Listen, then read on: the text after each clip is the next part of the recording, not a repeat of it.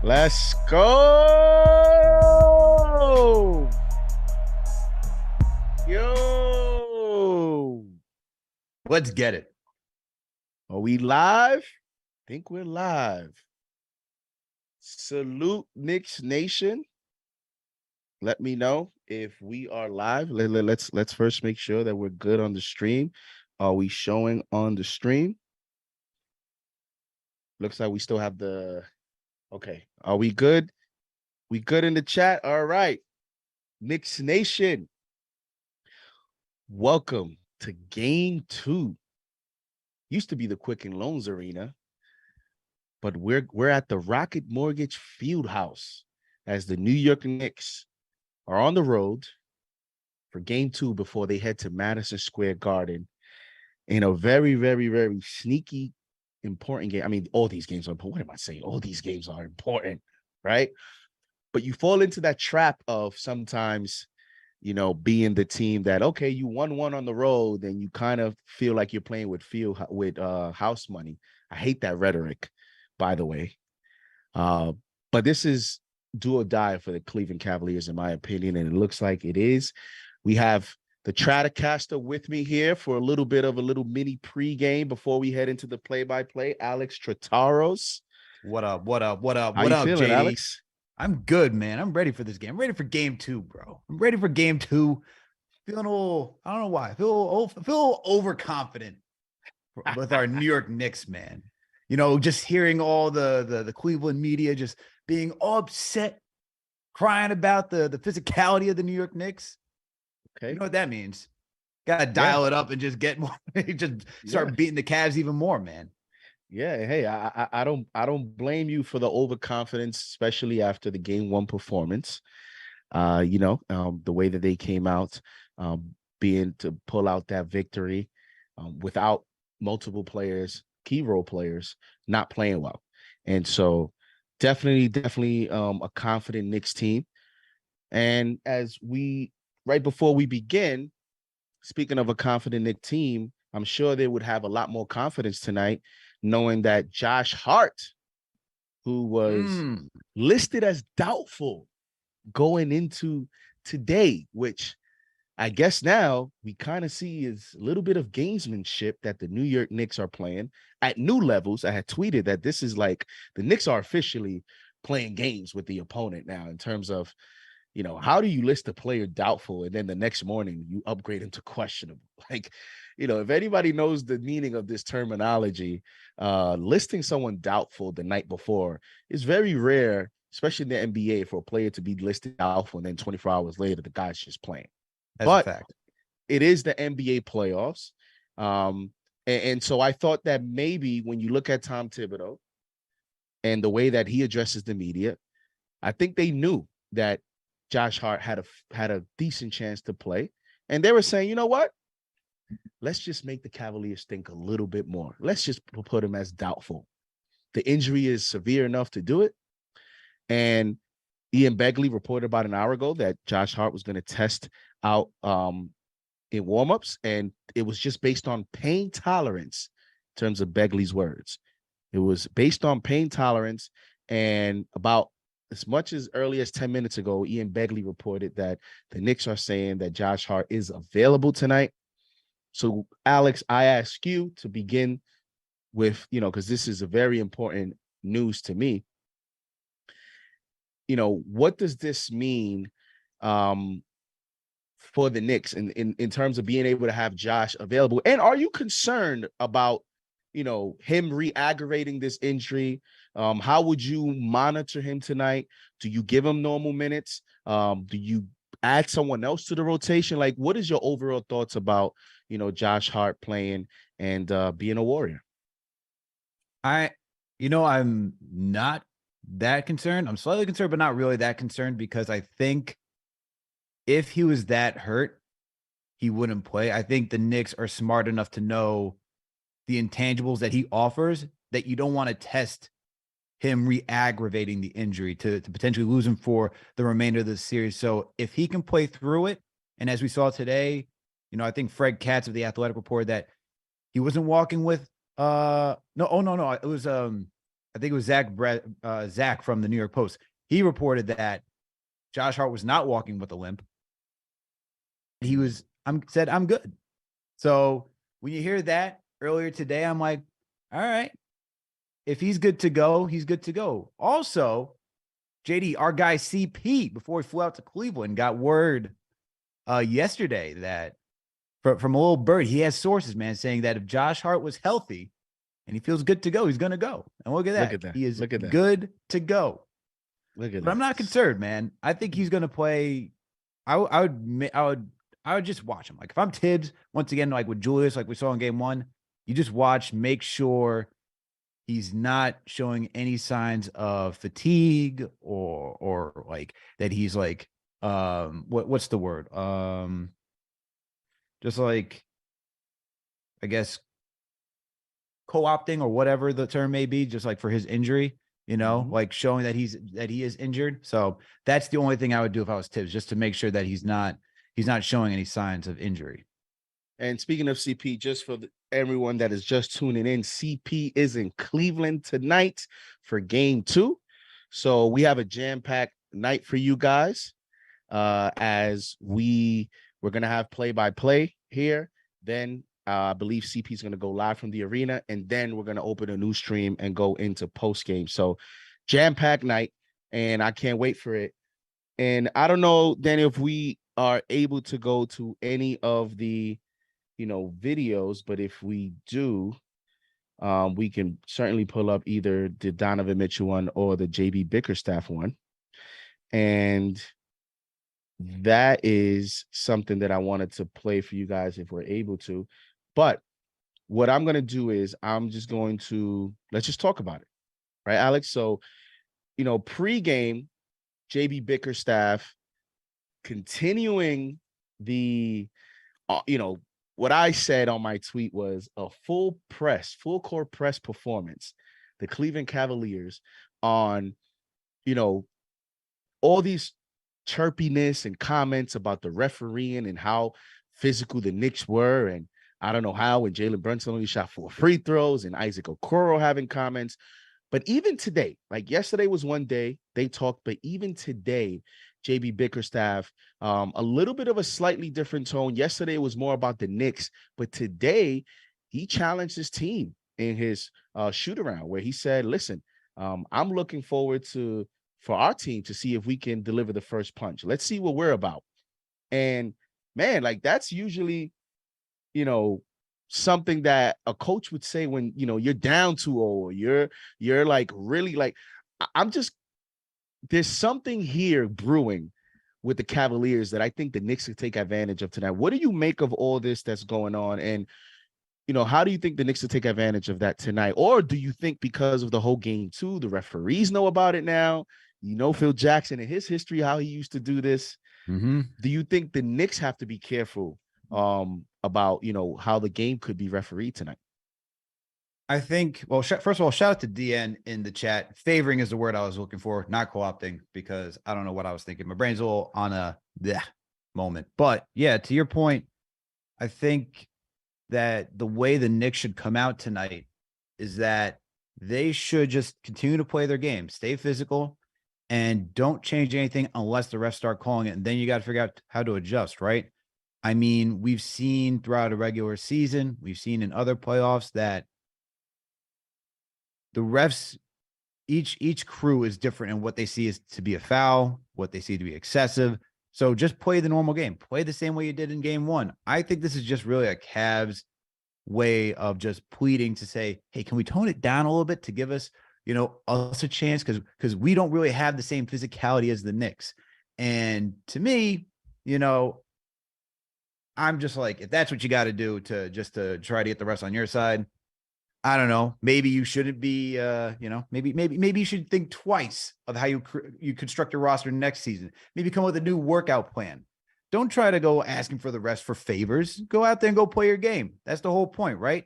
Each team is built differently. Play your game to the best of your ability. Knicks play physical. Knicks go out there and play physical. Let's see if they can stop you. And if you got to tone it down a little, tone it down a little. I think if even the Knicks toned it down a little, what are they going to do? What is Evan Mobley going to do to stop Julius Randle? Man was packing him up in the first game, like it was nobody's business. He was pushing him like 3 feet under the hoop for a rebound from a free throw shot. So play your game. Don't do anything different. Just stay the path. And if we can quickly go to it, Daniel, there, and in terms of JB Bickerstaff, so that everyone can see, you know, what type of, you know, message the coach here tried to deliver, is trying to deliver to the Cavaliers. And I think, you know, right after that, we're going to get into my keys to the game and get to it. So let's see if we can get to that video here.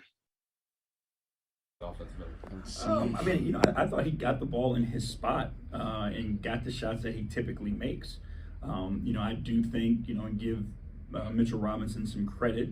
He did a great job of challenging those shots. We have audio on that. He does have length and size, but, you know, we've seen Evan finish over length and size before.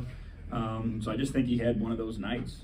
If he gets the ball in his spots again, you know, we believe he'll be himself and he'll finish those shots. Physicality seems to be a buzzword. You mentioned it. All the guys mentioned it over the last couple of days. What do you want to see from the guys that let you know they're ready to match that physicality? I think it's, you know, who makes the first point of contact. You know, the Knicks last game, when you go back and you look at some of the rebounds that they came up with, you know, they were the ones that were putting body on body first. You know, tonight I'd like to see our guys being the ones that are putting a body on somebody, you know, and creating some contact and making some collisions happen, and then see what happens from there. Thank you. Danny Cunningham, ESPN Cleveland. One of the things Darius said after the game on Saturday was that he felt like he could have been more aggressive. In what areas do you think he has more aggressiveness to show? I mean, I think his shot attempts for sure. Every single shot Darius shoots is a good shot for us. And, you know, in our conversations with him, you know, we feel like he left some on the table. And, you know, you're going to have to make them pay. If they give you open looks and you shoot, you know, 40-plus clip from behind three, like, you got to let it go. And then let us scramble on the boards if you don't make it. But, you know, this is an opportunity and a moment where you can't leave anything on the table. You know, you got to finish your meal, so to speak. And I think through our conversation, I think he'll be ready for that tonight. All right. So there you have it. And let's get quickly into the keys to the game because it leads to my number one key. Now, again, we have different keys to the series. We have keys to tonight. And my number one is tonight gets physical. You heard it from JB Bickerstaff. You've seen the theme. You know, it's going to get physical tonight. But the interesting thing is the question will be, can the Cavaliers actually match the physicality of the Knicks? Can the Cavaliers play physical for 48 minutes? You know, this is a head coach that is challenging a team that is not known to be physical. Jarrett Allen is not known to be a physical player. Evan Mobley's not known to be a physical player. Darius Garland is not known to be a physical player. You know, this personnel doesn't seem to match what the coach is challenging them to be. So I think that's going to be interesting. And then, you know, a kind of sidebar that you can add to number one key is the refereeing. You know, tonight's refs, we have Tony Brothers, Ben Taylor, Brent Bernanke, and Natalie Sago are your four referees tonight. And it's going to be interesting. Yeah, I see you nodding your head with Tony. I'm assuming it's Tony Brothers or Ben Taylor. It is Tony Brothers. I think Ben Taylor's the one that Fred VanVleet had beef with or something. Him too. But yeah, it's going to be interesting how the refs play this and how the Knicks, and that leads into my number two key, which is, you know, it's protecting the ball, taking care of the ball, but it's also being disciplined. You know, the Knicks are going to have to be disciplined tonight. They had about, I think it was 16 turnovers in game one.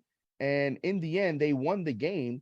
But, you know, that's the Cavaliers' strength. And when you talk about being physical, when you're talking about, you know, trying to play with desperation, which is what the Cavaliers are going to do tonight, the Knicks can't fall into the trap of having 16 turnovers again. That was 26 points off the 16 turnovers. I want it to be around 10, 11-ish, 5 too many, in my opinion. And so that's interesting, and it's going to be key. And then the number three key that I have is Randle versus Mobley.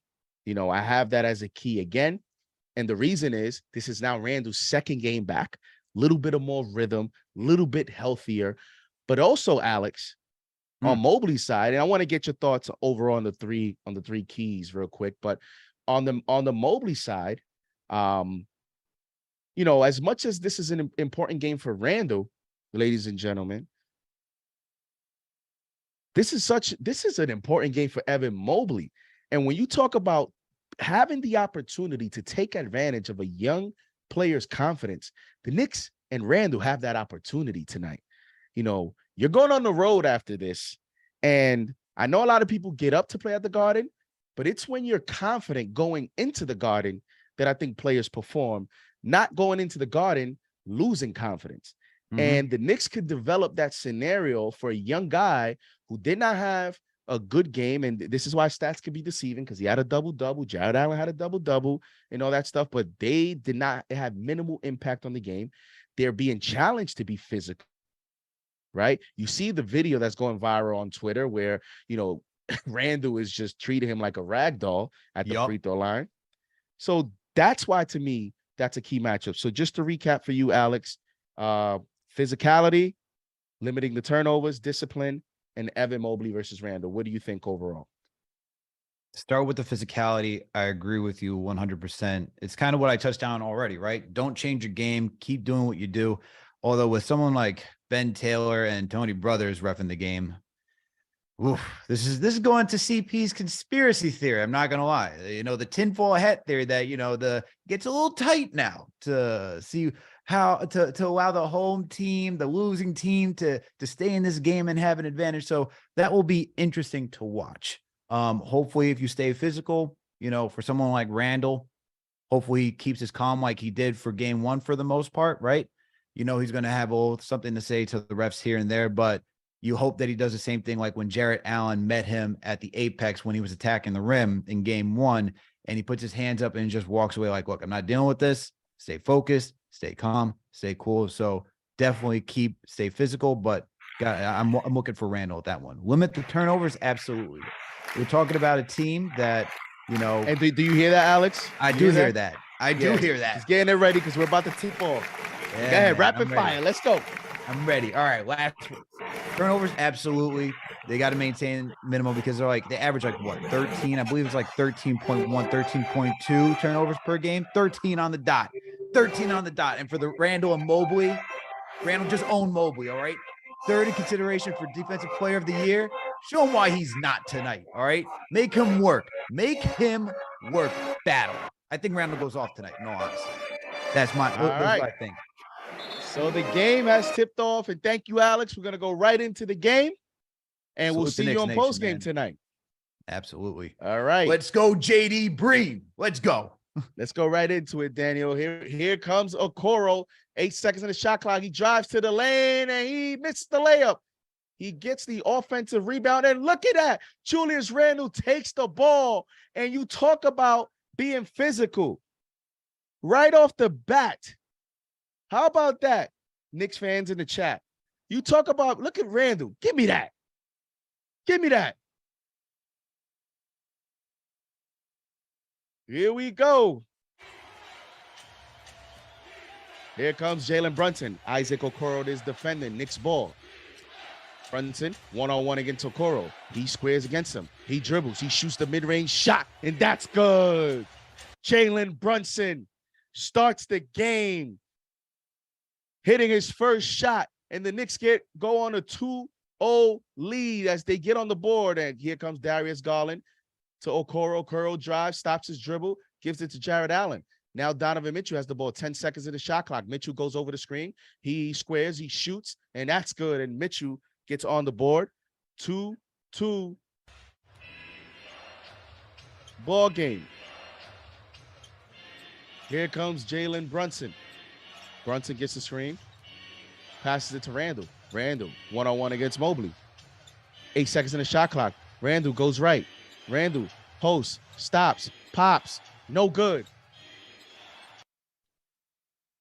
And it'll be Cavs basketball. And Danny, if we can get the box score on that instead of where it says Gamecast, we can click on box score. That'll be perfect. Here comes Darius Garland. Drives. He throws the alley to Okoro. Okoro loses the ball. Randall gets the ball. Here come the New York Knicks. Randall, one-on-one against Allen. He drives right. He gives it to a cutting Mitchell Robinson, an offensive foul. Isaac Okoro getting an offensive foul. It'll be Cavaliers ball. Mitchell Robinson's first foul.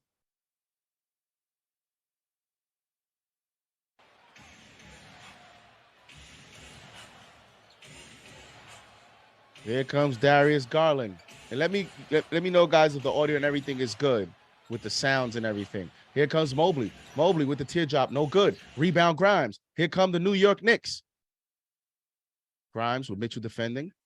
Gives it to RJ. RJ has Darius Garland defending him. He spins. He stops to Grimes. To Brunson in the corner. Shoots the three. No good. Offensive rebound. Mitchell Robinson. Robinson loses the ball. He dives. Darius Garland recovers the basketball, and he comes up the court. Gives it to a cutting Jared Allen, and Allen scores. Cavaliers take a 4-2 lead.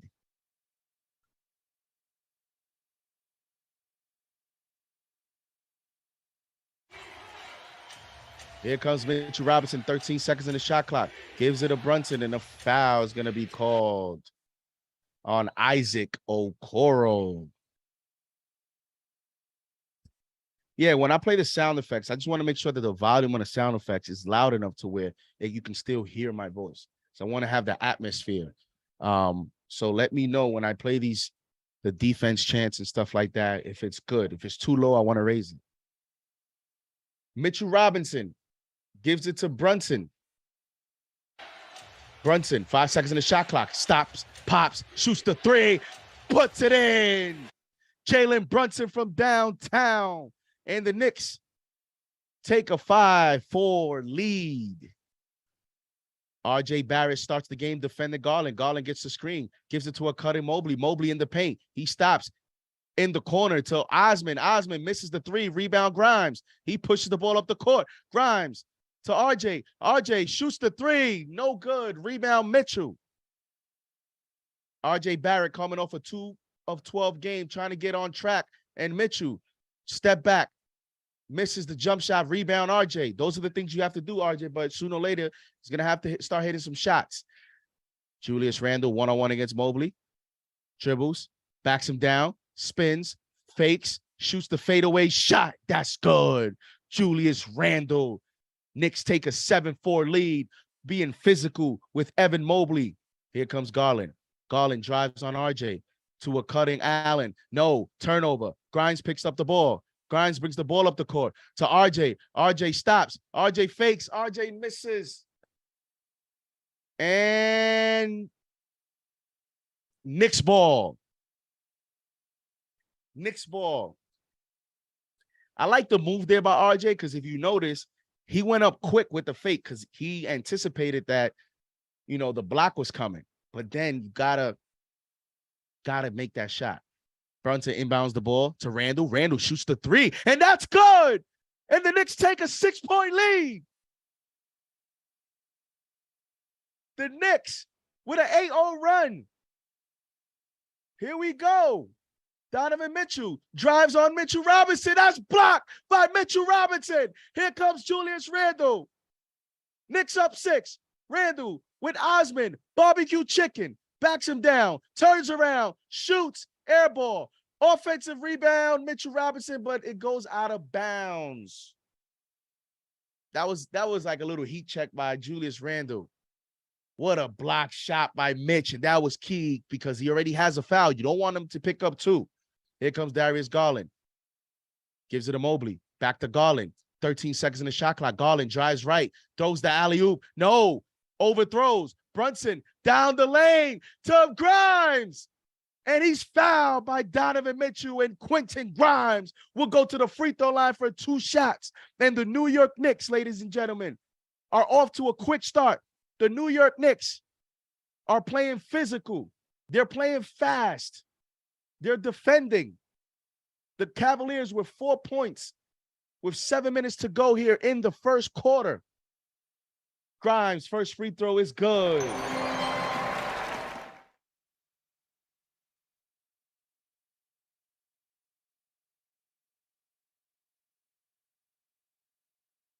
Grimes' second free throw. It's good. And Quentin Grimes has started his playoff career making free throws. Donovan Mitchell crosses half court. 12-4 Knicks. Under 7 minutes to go here in the first quarter. Mitchell to Osman. Back to Mitchell. Back to Osman. Osman drives right. He spins. He shoots the floater, and that's good. 12-6. Obi Toppin comes into the ball game, and Tom Thibodeau will employ the same strategy that he did in game one, bringing Obi Toppin early in the first quarter as Brunson gets fouled on the mid-range shot.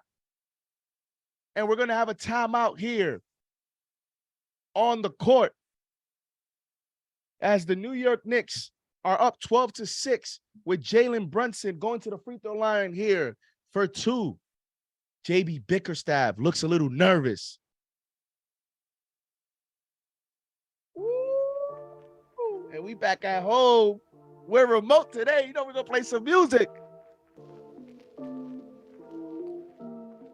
Jay Manny, thank you for the kind words. Here we go.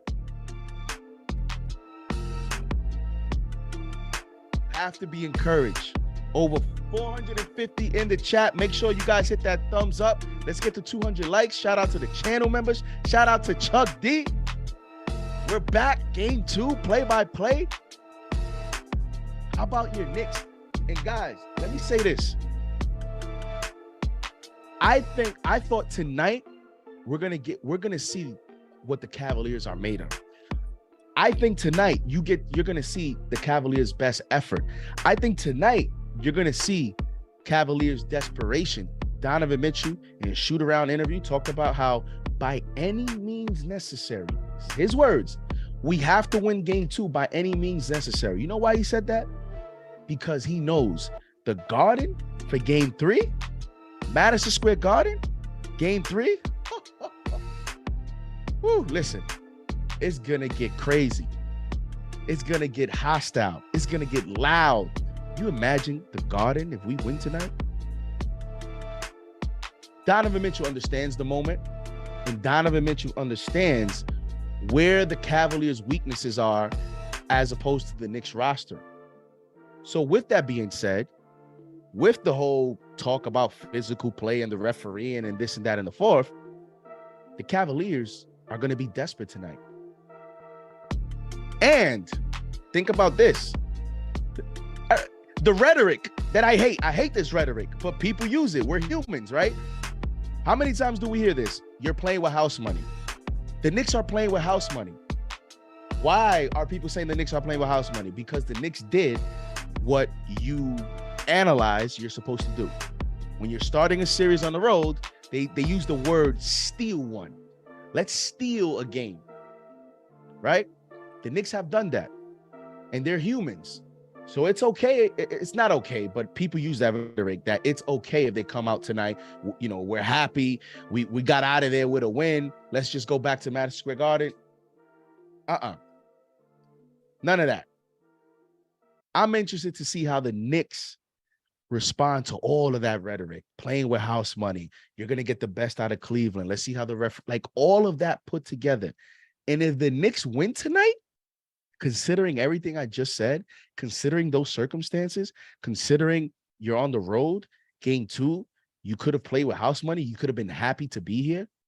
Let's go back to the Garden 1-1.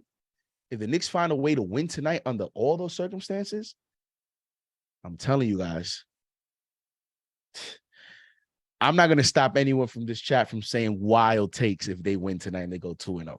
And you guys know what type of takes I'm talking about. Eastern Conference Finals and all of that other stuff. If they take the Hearts out of Cleveland tonight, I'm not going to stop anyone from getting crazy with their basketball talk and their takes after the game. If the Knicks somehow pull this off, because you could say this is probably the game tonight and the closeout game are the 2 most difficult games in the series. Jalen Brunson misses the free throw here as we resume play.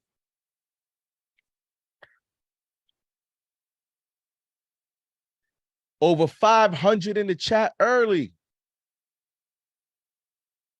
as Jalen Brunson gets ready to shoot the second free throw, and that's good. That's good. So the Knicks take a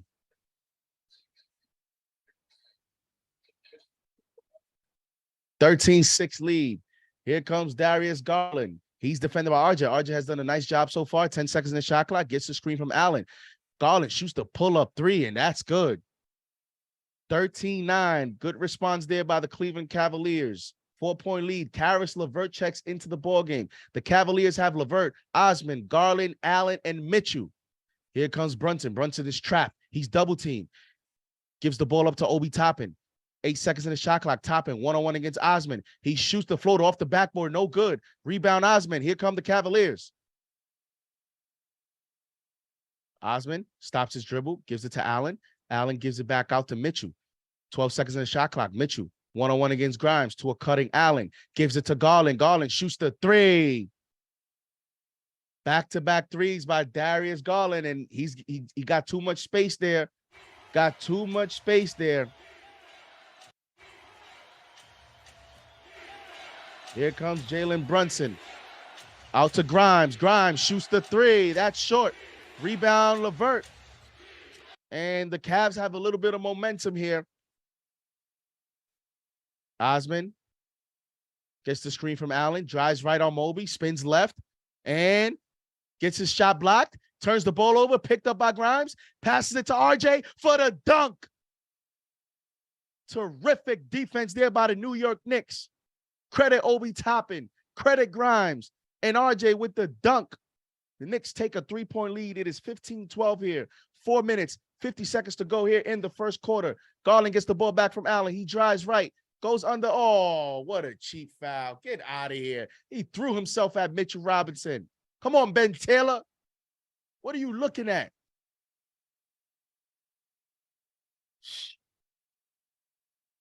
Come on.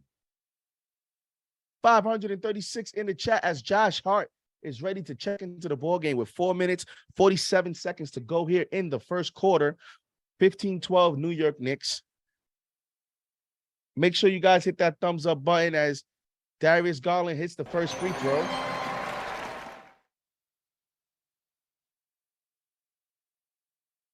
As Josh Hart, who many thought was not going to play as he was listed as doubtful, was upgraded to questionable.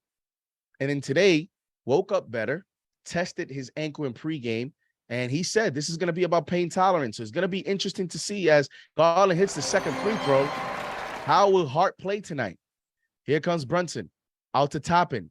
Toppin dribbles. Gives it to Grimes. Grimes, who's defended by Garland, back out to Toppin. Toppin fakes. Toppin back out to Grimes. 5 seconds in the shot clock. And offensive foul. As Darius Garland starts yelling with emotion as he was able to take the charge from Grimes.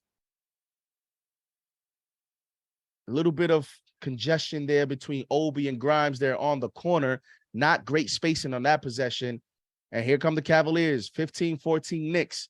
You have Hartenstein, Grimes, Hart, Brunson, and Obi in the game for the Knicks. Here comes LeVert, defended by Josh Hart. Now he's picked up by Grimes. One-on-one. He drives left. He stops. Out to Osman. Osman shoots the open three. No good. Rebound, Hartenstein. Kicks it out to Brunson. Brunson crosses half court. Brunson shoots the pull-up three. In and out. Rebound, Osman. Osman brings the ball up the court. He goes one-on-one against Brunson. He stops. Gives it to Mobley. Mobley spins in the lane against Hartenstein. Off the backboard. No good. Rebound, Brunson. Here come the New York Knicks. Brunson drives left. Shoots the floater. And, just rims out. And it'll be Knicks basketball. Will the referee change the call? Yes, it'll stay Knicks ball as Danny Green checks into the ball game. Danny Green, ladies and gentlemen. A Danny Green sighting. As Emmanuel Quickly now comes into the ball game. You have Brunson quickly comes into for Grimes. Brunson gives to Hartenstein the post. Hartenstein with LeVert. Kicks out to Hart, and he travels. Traveling call on Hartenstein. Cavaliers basketball. 15-14 Knicks. 3 minutes, 32 seconds to go here in the first quarter. 17 seconds in the shot clock. Here comes Mitchell. He's guarded by Hart. 10 seconds down. He gets a screen from Mobley. He takes the screen. He kicks it out to LeVert. LeVert shoots the deep three, and that's good. Nothing but the bottom of the net. Cavaliers take a 2-point lead. Here comes Brunson. He's defended by LeVert. Brunson, one-on-one, gets the screen from Hartenstein.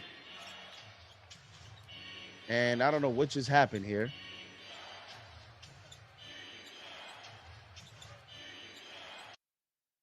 And Hart and Mitchell, my stream froze there, so it looked like Mitchell tried to dunk it. And we're gonna have a timeout there. My stream froze for those two possessions, as Mitchell tried to dunk on Hartenstein to no avail. And we're gonna have a timeout here on the floor. Knicks down 2, 17-15. All in all, Knicks are in a decent spot, ladies and gentlemen. Knicks are on a decent spot. And the reason being is, you're taking the Cavaliers' best punch.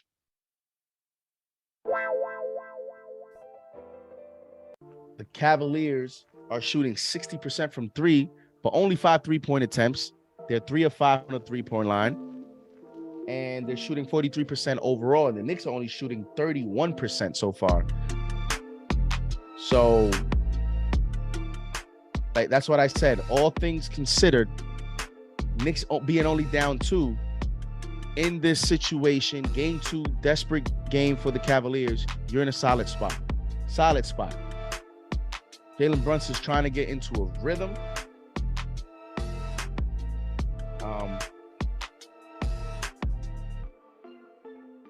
And you're going to have to now get some production here from Emmanuel quickly as he checks into the ball game from Grimes.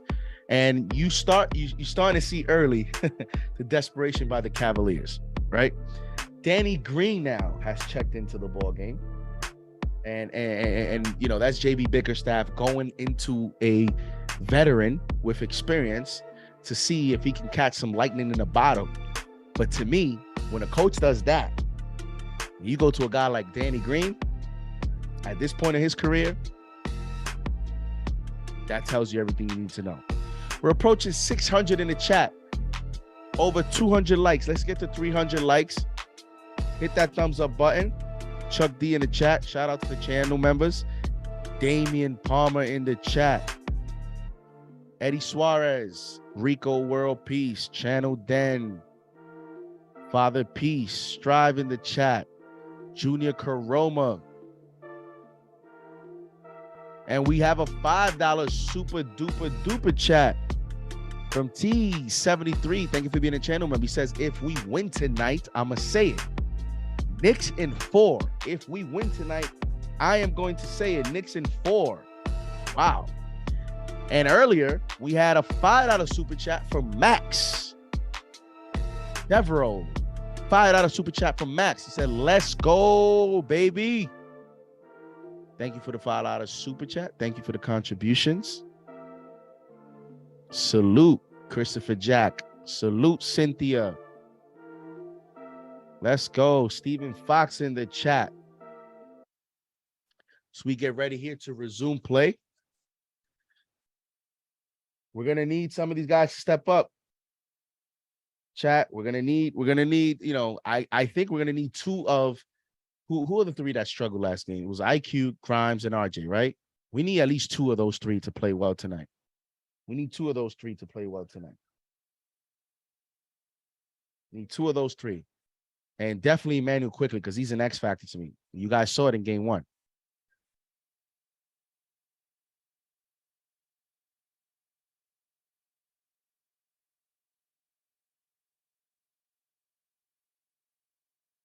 First free throw from Mitchell is good. First free throw from Donovan Mitchell is good. Second free throw from Donovan Mitchell is good. So the Cavaliers take a 4-point lead. It is 19-15.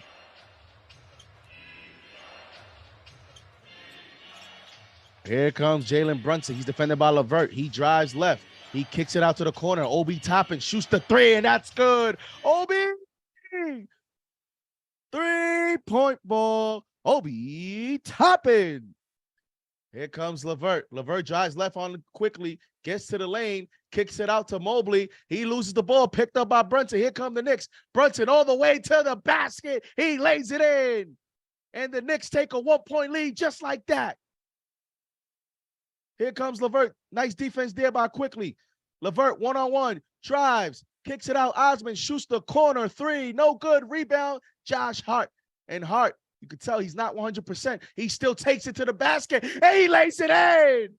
Josh Hart, as the Knicks continue to put pressure on the Cleveland Cavaliers. 1 minute, 45 seconds to go here in the first quarter. Mobley gets the ball. He's defended by Hartenstein. Mitchell tries right, kicks it out to Green. Green one-on-one against Obi. To Mobley in the paint. And a foul is going to be called by Tony's sisters. Calls the foul on Hartenstein. What a warrior. Josh Hart. How about Obi with the clutch three coming in early for Julius Randle? That's why I told you guys. When they were down 17-15 and we went into that commercial break, I told you guys, considering everything, they're in a good spot. Because you basically took their best shot. I mean, we still got a lot of game to play. But Cavaliers are starting to feel some pressure here. As a defensive 3-second call, or is it a foul going to be called? You caught that, Dev Wheeler?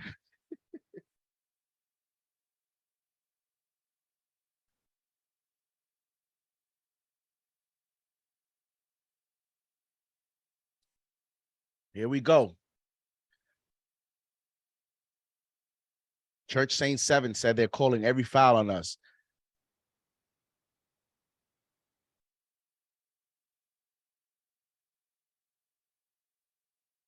You know what? It's all good.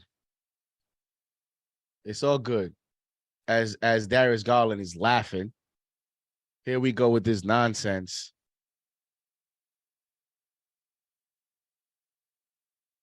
That was not, and Obi of all people, let's keep it real. That's not a flagrant by any means. Come on. It's the playoffs. We're reviewing calls. Obi's just trying to get through. Stop it. Stop it.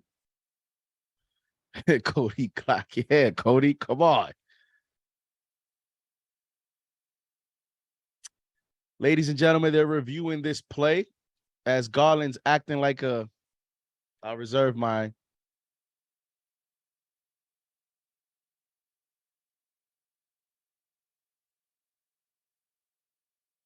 What did they call that?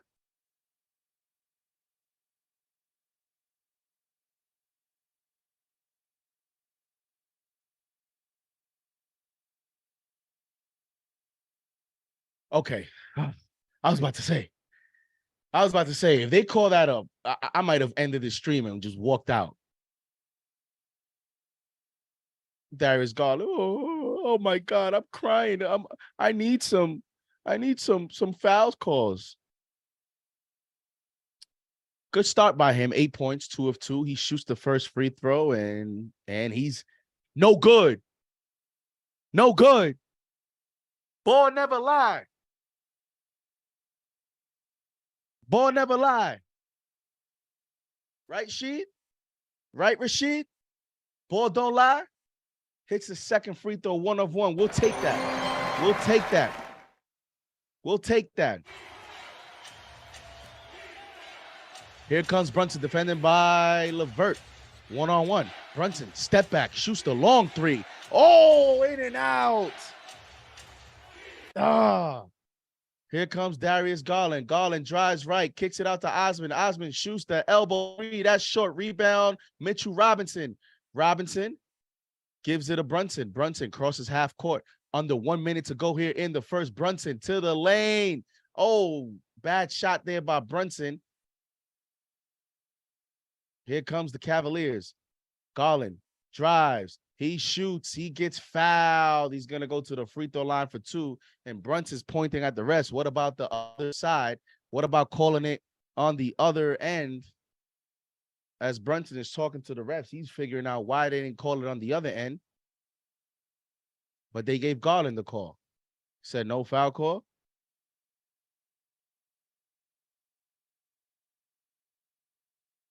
And Darius Garland's going to go to the free throw line, shoots the first free throw, and that's good. 22-21. 48 seconds to go here in the first quarter. Danny Green checks out of the ball game. Jared Allen back in. It's important 48 seconds here as you have Randall checking back into the ball game. So you're going to have Mitchell Robinson, Randall, Hart, Quickly,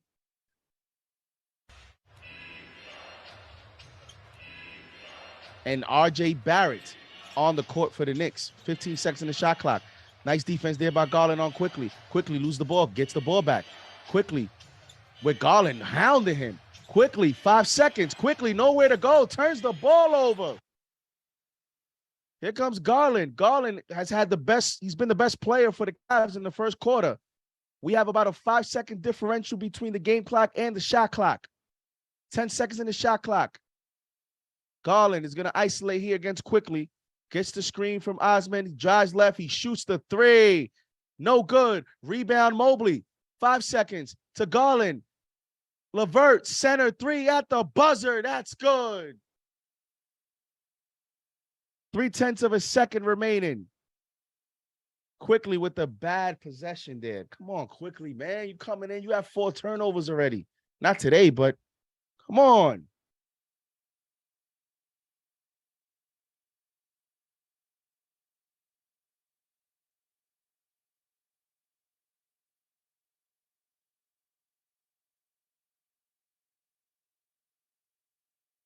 I told you guys that's going to be key. It's all good. It's all good. It's playoff intensity, but we're only down 3. Only down 3. We're in a good spot. We're in a good spot. Well, you only gave up 25 points, right? Only gave up 25 points. After 1, it is 25, 22. And as we look at it here, 575 in the chat, 580 in the chat. Shout out to the channel members. Shout out to the chat. Shout out to everyone tuning in. Drum keys on the beat.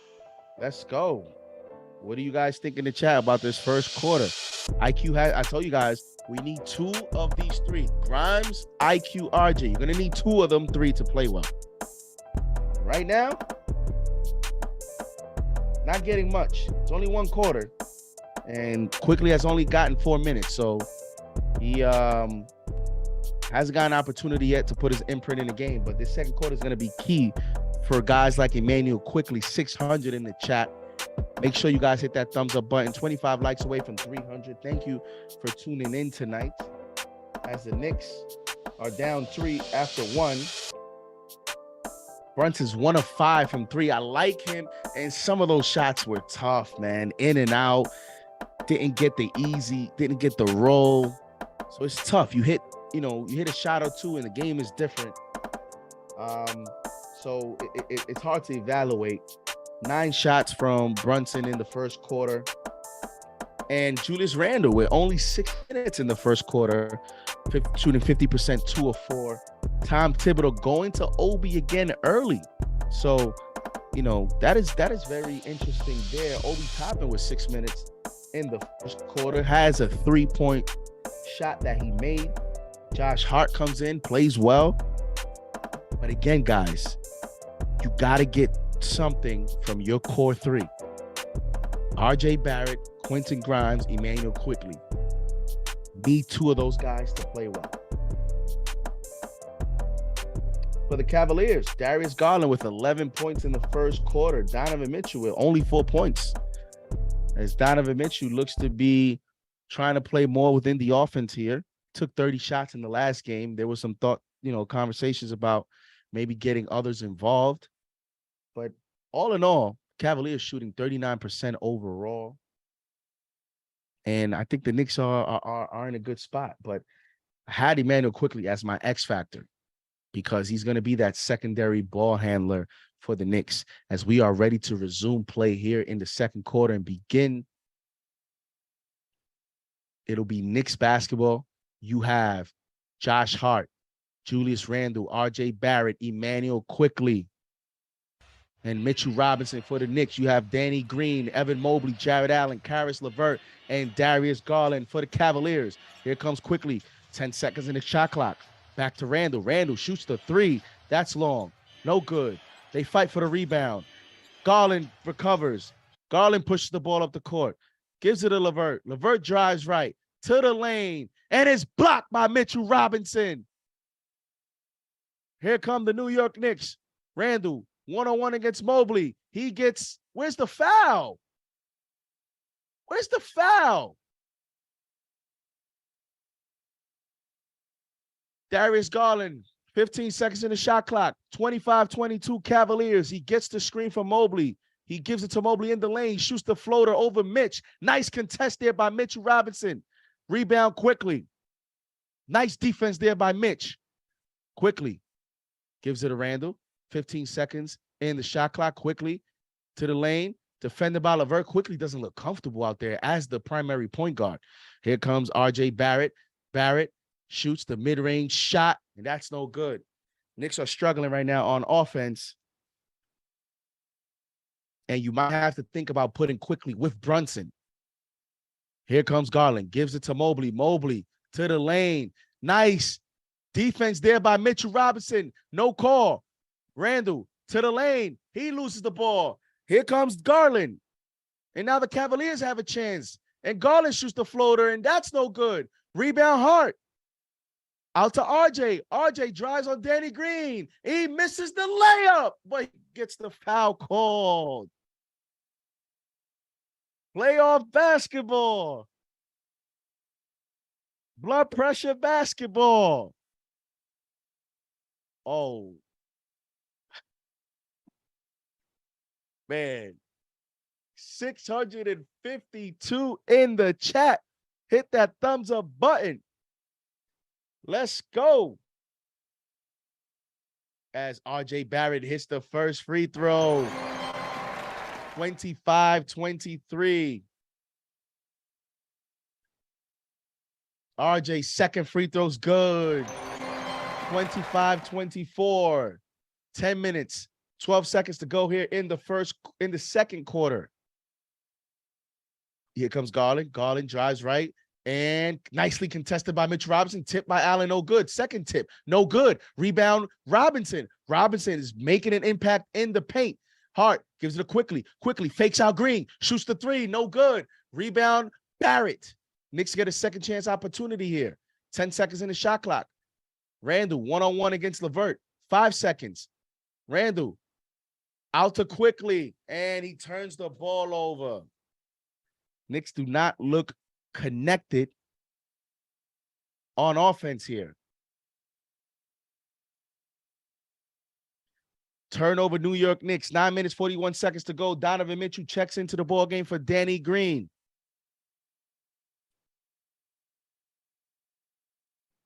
Here comes the Cleveland Cavaliers. 9 minutes, 35 seconds to go here in the second quarter. Garland defended by Barrett. Hartenstein's ready to check into the ball game. 10 seconds. Garland tries to cross him over. He drives right. He fakes, shoots the fadeaway. No. And gives it to Allen, and Allen gets fouled in the paint. Even Garland faked me out. I thought Garland was going to shoot that. That was nice defense by Barrett until the very end where he got faked out. Difficult to do that when you're 6'6" and you're playing a 6'1" guard. As Jared Allen misses the first free throw. But I'll take that because when you foul guys and you put them at the free throw line, hey, if you're going to foul guys that are not great free throw shooters, I'll take it. I'll live with it. And there you go. Jared Allen misses the first free throw. Allen with a 14-14 game one, but that was not indicative of how he played. That's why stats can be deceiving, ladies and gentlemen. 14-14, you're like, oh my God, you didn't play well. Josh Hart, defended by Donovan Mitchell. Hart gives it to Hartenstein. Hartenstein comes into the ball game for Mitchell Robinson. You got nice minutes from Mitchell Robinson, and Hartenstein turns the ball over as he thought he quickly was cutting, and the Knicks do not look connected on offense, ladies and gentlemen. They do not look good with, IQ running the ship right now. Garland drives left, gets by Barrett and Julius Randle with the reaching foul as Garland now is going to go to the free throw line. The Knicks are starting to get a little frustrated with the calls, but they're doing it to themselves on offense. Garland shoots the first free throw, and that's good.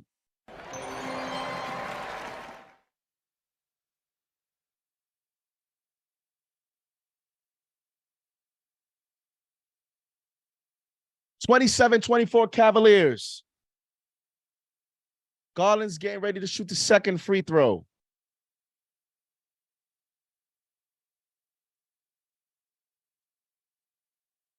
Second free throw is good.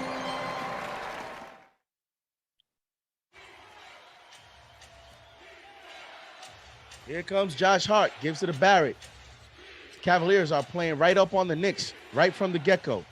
20 seconds in the shot clock. Barrett one-on-one against Darius Garland. Barrett gets the screen from Hartenstein.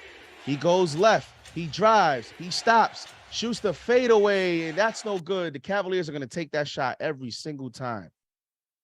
Knicks are getting tough looks. They're not getting easy looks. Mobley drives, and they just watch him go to the lane for the dunk. The Knicks are just watching. The Knicks are going to call a timeout here. Darius Garland's amping up the crowd here. 30-24. 30-24. I don't know what type of defense was that. I think Randall expected the rotation, but he got lazy there. Lazy defense. Did not rotate. Lazy defense.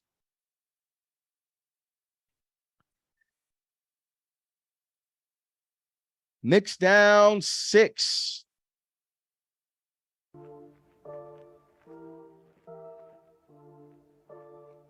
Shout out to the chat. Shout out to the channel members. Shout out to the mods. We are going into commercial break here. Shout out to Andrew H. MB, Whitaker Wright. Father Word Peace says, damn, RJ, we need you, bro.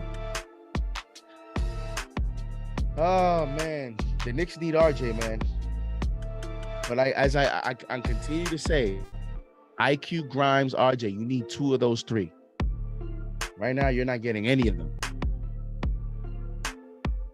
RJ has been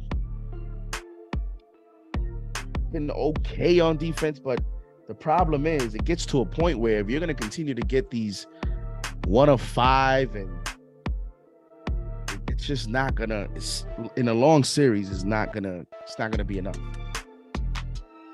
Now, you can live with that if you're getting Quickly and Grimes playing well. That's why I said my ratio 2 out of 3. Knicks are shooting a pathetic 30% right now overall from the field. 30%. As we approach 700 in the chat.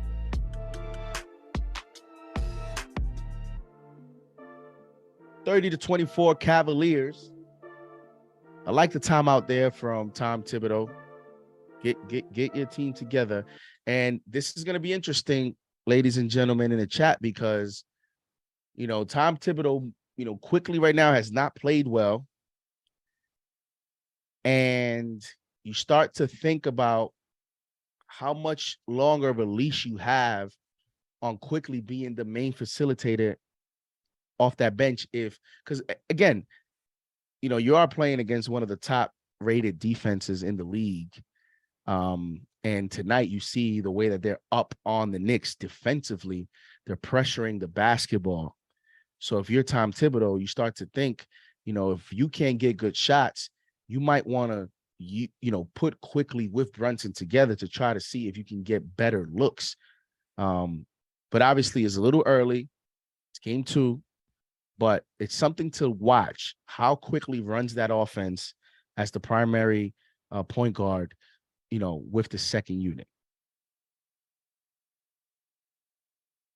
Because then, if not, I'm going to have to start thinking about, other combinations at the guard spot.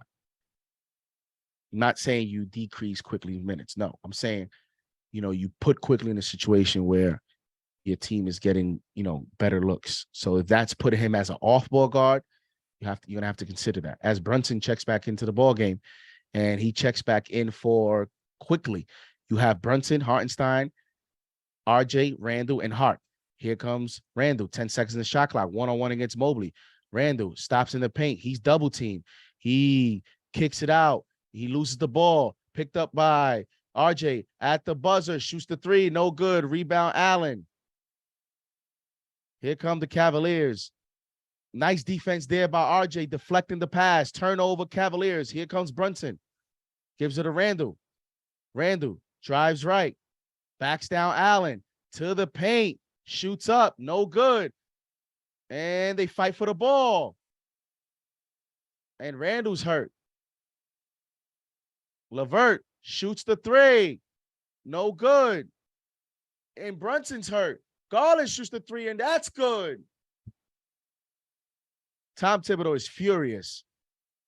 33-24. Cavaliers.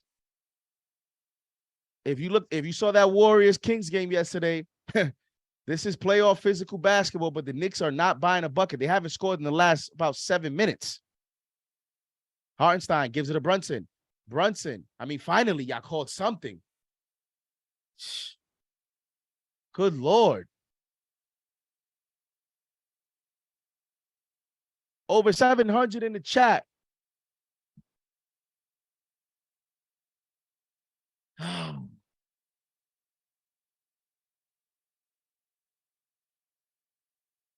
lot of physical play down in under the basket.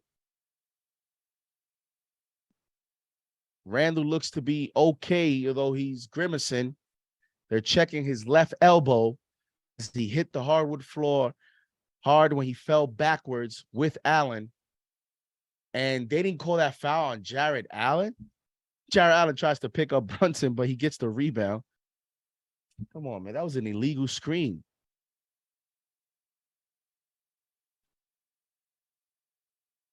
The Knicks right now, ladies and gentlemen, have to keep their composure. They have to keep their composure. So far, they haven't unraveled. So that's, the word is they have not unraveled, because even with all that, they are frustrated, but I don't see them, I don't see Randall going crazy with the refs. Even Brunson there, I was surprised Brunson didn't, maybe catch a technical foul. Like, the Knicks haven't caught a technical foul yet. They're trying to stay within the game plan, but they're being really tested here. As here comes Brunson, 8 seconds in the shot clock. He's guarded by Osman. 5 seconds, one-on-one. Brunson to the lane. He stops.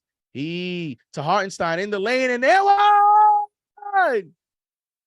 Nice play with 1 second in the shot clock to Hartenstein in the lane, and Hartenstein shoots the left-handed floater, and he's fouled. Was that Evan Mobley? I think it was Mobley. No, it was Garland.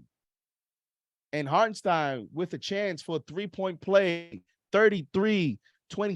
That's a good shot there. That's a big shot. Hartenstein shoots the free throw, make the free throw, and the free throw's short. Gotta hit free throws. Here comes Donovan Mitchell. 6 minutes, 40 seconds to go here. And Mobley beats Randall down court. And Mitchell gives it to a cutting Mobley. And the Cavaliers are back up 9. Here comes Brunson, one-on-one against Osman, 10 seconds in the shot clock. Brunson gives it to a cutting Hartenstein. Hartenstein loses the ball. Turnover Knicks, another one. And here comes Garland. Garland shoots the transition three, and that's good. As Garland looks at R.J. Barrett. And the Cavaliers are gaining confidence now as they go up 12, 13-2 run. Timeout. New York. Garland engaging with the fans. There's Garland now. He's starting to pick up his confidence as he crossed up RJ, shot the three, and then looked right in his face and started smiling.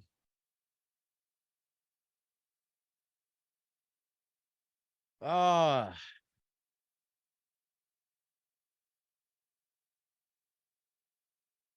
38-26 Cavaliers. Yeah, Ghost. That's probably the perfect summary. I'm annoyed, man. I'm so annoyed. And I told you guys, key number 2 for me. We don't miss on these keys. We don't miss. Physicality was number 1. See how the referees play it, the physical play. Knicks are getting tested. And then number 2 was protecting the basketball. Knicks right now have 9 turnovers. 9 turnovers.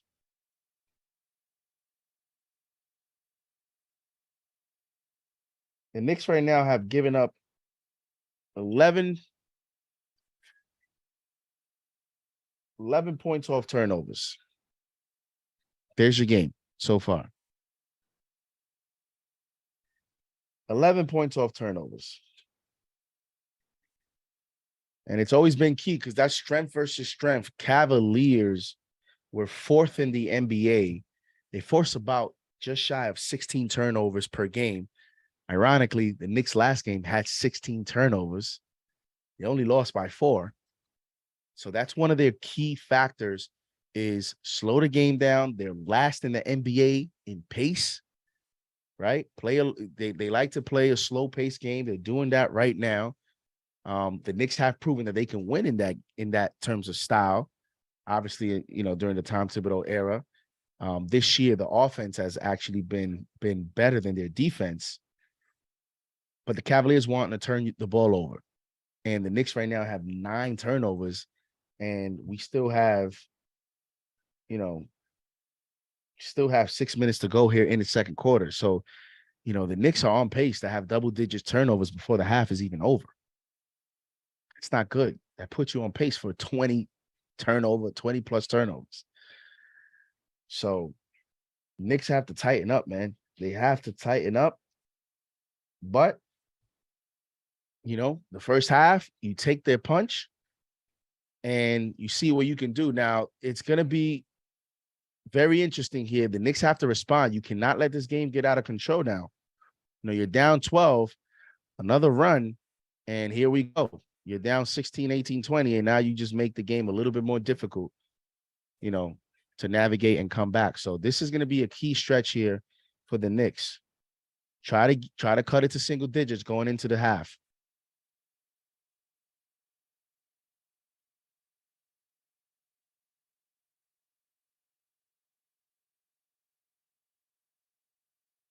Almost 800 in the chat. Here comes R.J. Barrett.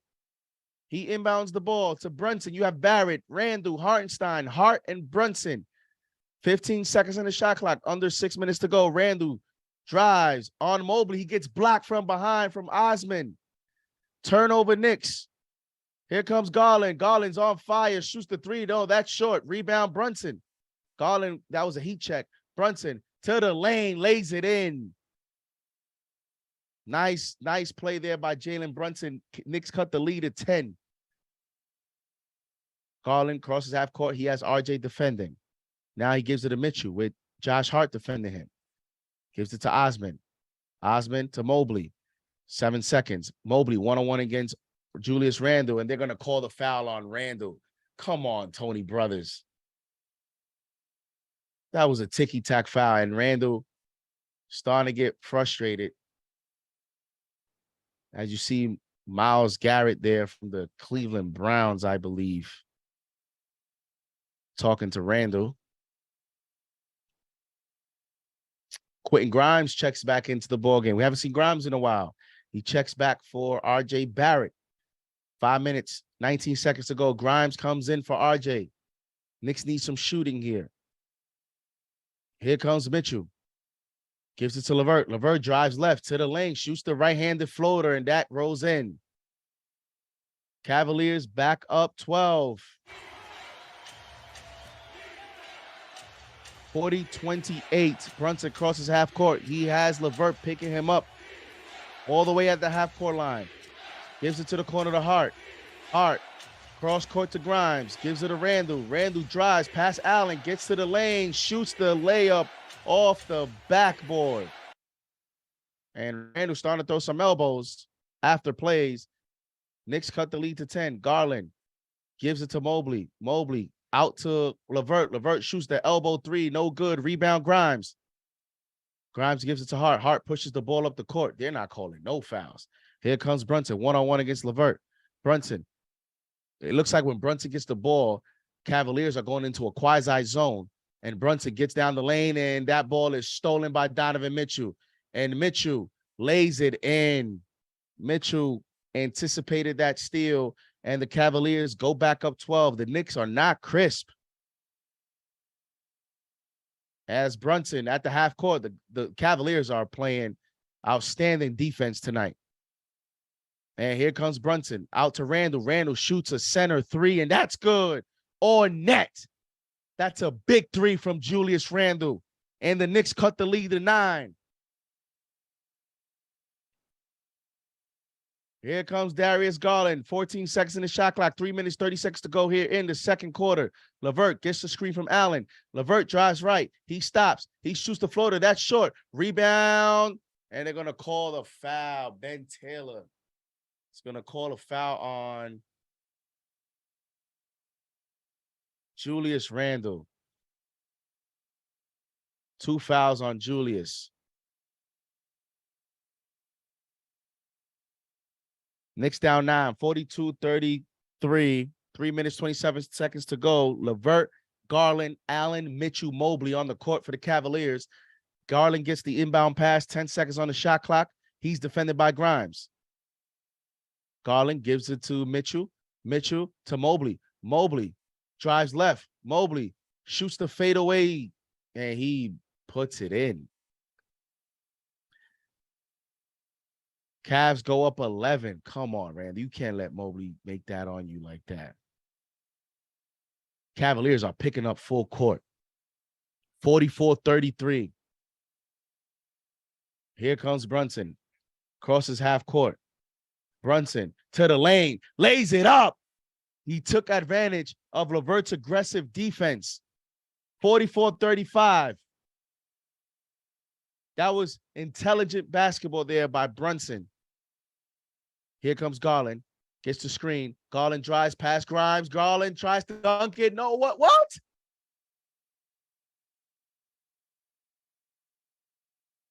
3 fouls on Hartenstein. I want to see that replay. They're going to call the foul on Hartenstein.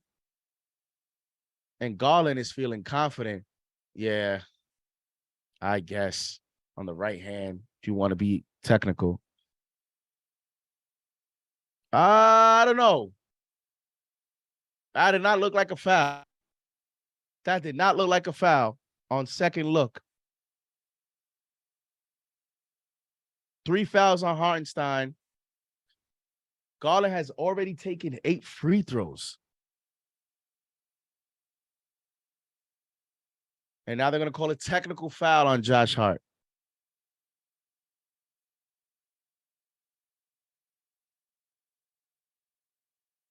Come on, man. Like, come on, Josh Hart, man. Come on. You can't hype up Julius. Because what I'm nervous about is that Julius sees that. Oh, Hart, oh, you getting tech? Okay, my turn. Free throws good from the Cavaliers. Cavaliers take a 10-point lead. Julius trying to get the team together.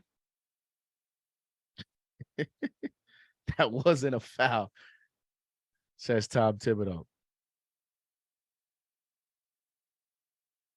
I like that from Randall, though. Trying to get the team together. You're down 11, 46, 35 points. 2 minutes, 42 seconds to go here in the second quarter. Garland is getting ready to shoot his 10th free throw of the night. And that's good.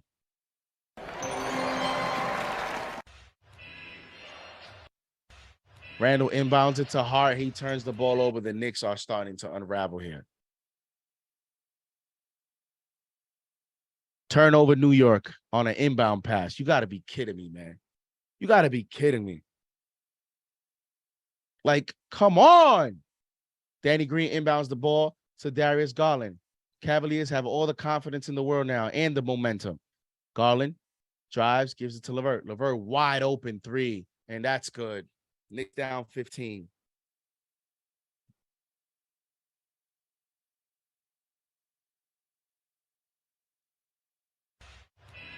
Here comes Brunson. Brunson, wide open, shoots the three, no good. Rebound, Allen. Knicks are just not connected on offense. Garland, defended by Grimes. 2 minutes to go here in the second quarter. This is danger zone here for the Knicks. Garland, they're running the same play. LeVert, one-on-one against Mitchell, shoots another three, no good. Rebound, foul is going to be called on Jared Allen.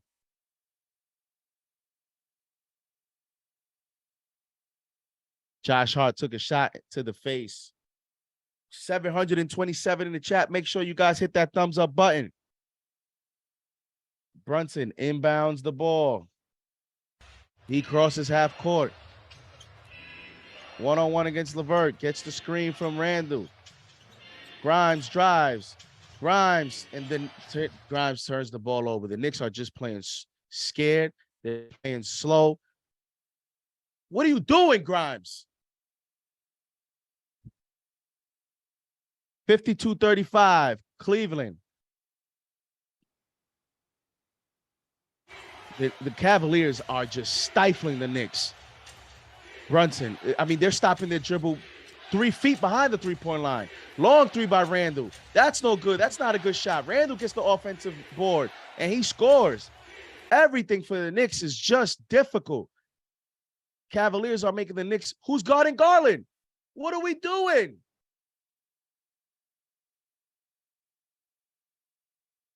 I mean, what are we doing here? Cavaliers. Garland just drove to the lane and just laid it up. Grimes, wake up. It's the playoffs. Mitchell gets the ball. Mitchell at the free throw line gives it to Hart. Hart drives.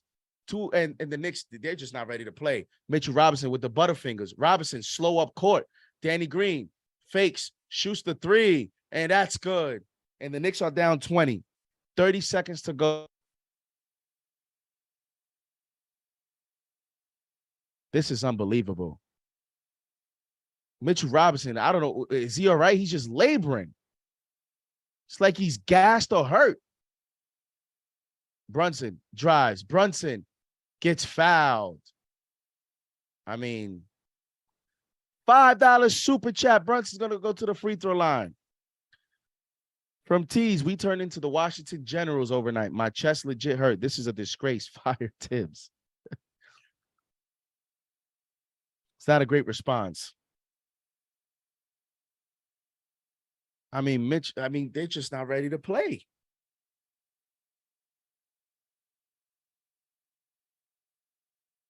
Grimes is bleeding from the mouth. I get it, Grimes, but come on, bro.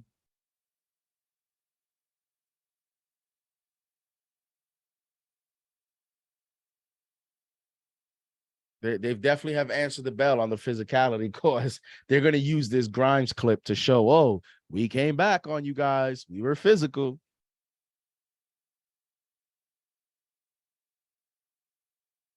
So the moves so far have worked for JB Bickerstaff, going to Danny Green. Danny Green, although he's old, he is known as a solid defender throughout his NBA career. He's a solid 3-point shooter. Brunson's going to go to the free throw line. He's going to shoot the first free throw. Free throws up, free throws good.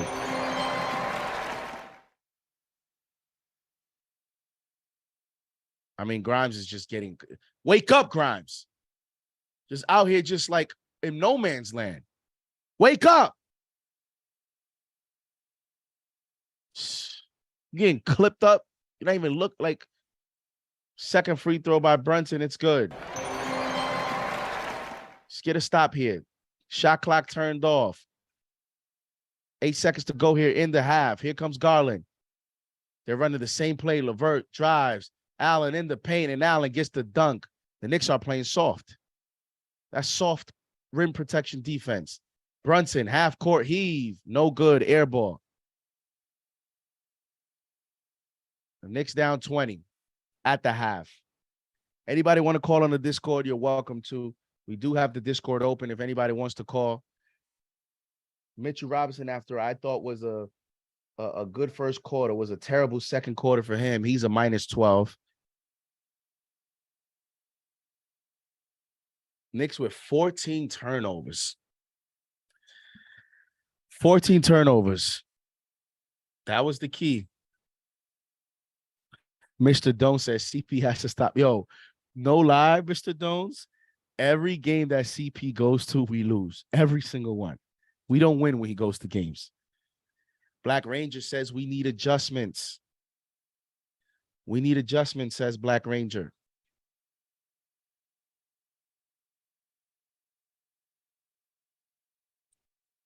We need adjustments, says Black Ranger. What just happened here?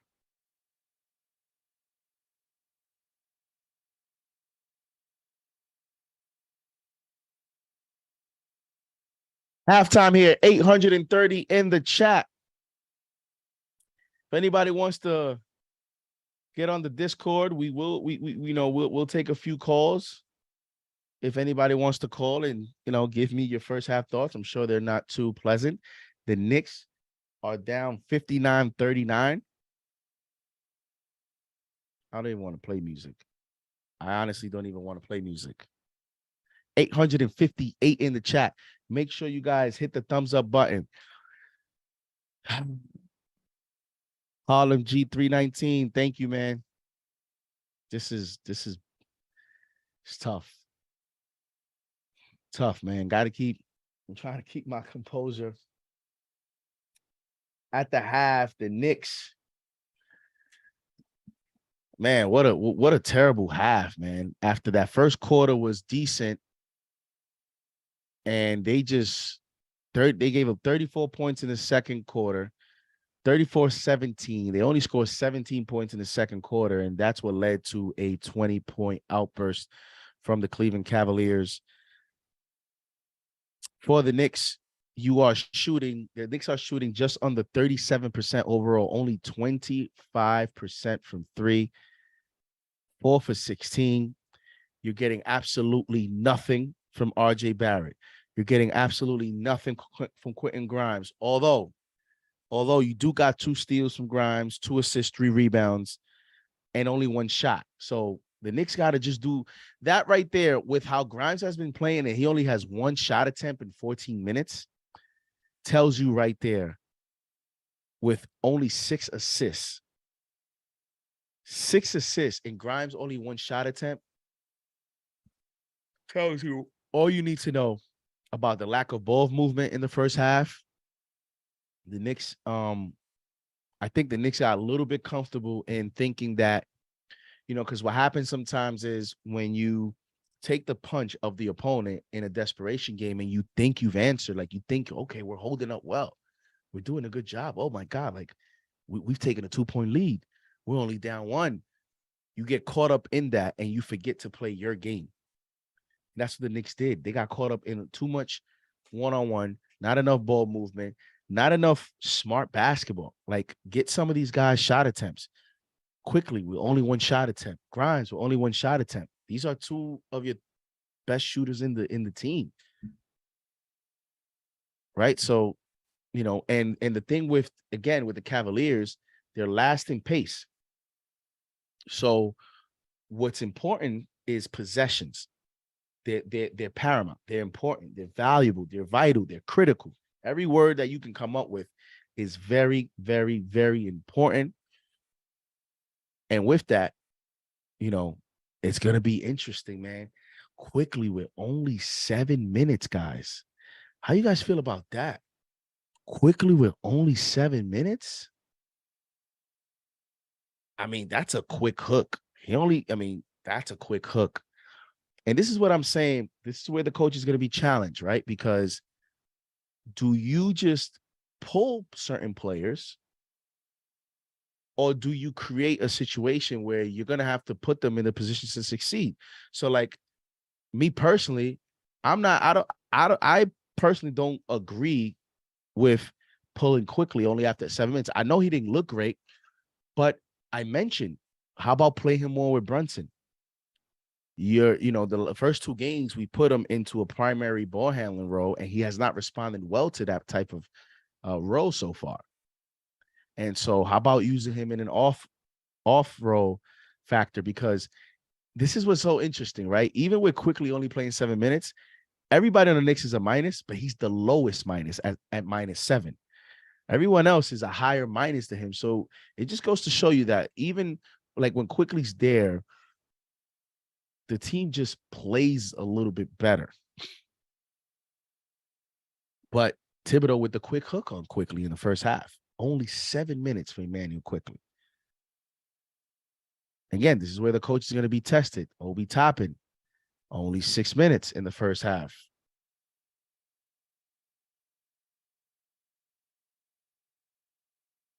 Josh Hart is a -21. He is by far the highest plus minus on the team. He's played 17 minutes, only 2. And this is all you need to know. In a game where you are shooting 36%, a lot of misses, Cavaliers started out struggling and shooting 45%. So they've peaked up to a good number, 47% from 3. But there's enough misses that you can get rebounds. And Josh Hart has 0 offensive rebounds. That right there tells me the ankle is not 100%. He's not getting that extra push, that extra lift. Maybe sometimes your anticipation slows down because mentally you're out there thinking about your injury, right? And so 2 rebounds, 17 minutes from Josh Hart, to me is uncharacteristic. And 0 offensive rebounds in 17 minutes, to me, is definitely uncharacteristic for Josh Hart. -21. That is absolutely brutal. $2 super chat from Word. He says, I'm disgusted. We look shook. We definitely look like, initially in the first quarter, the Knicks, were ready to take that punch. And then they were not ready to take that punch. They weren't ready for the second quarter. And the Cavaliers took the game to them. And I think what you do is the unfortunate thing is I still question whether the Cavaliers can play physical basketball for 48 minutes. The problem with that now is you've allowed them to create such a big cushion with a 20-point lead that they don't have to play physical basketball for the next 24 minutes.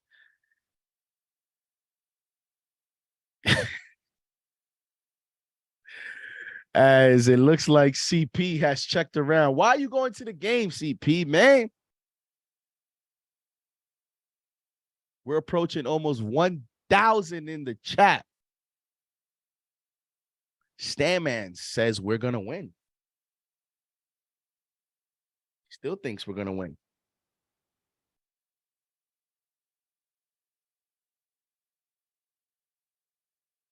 Give me 1 quick second, guys. Let me just turn this because my stream here for the game kind of cut off. So let me just get this together. Give me like about 20 seconds.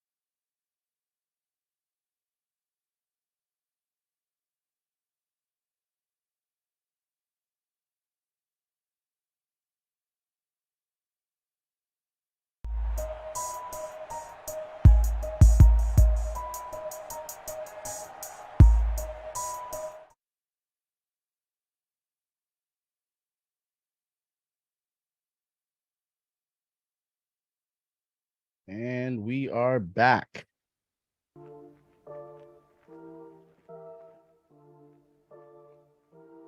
Oh, Julius Randle.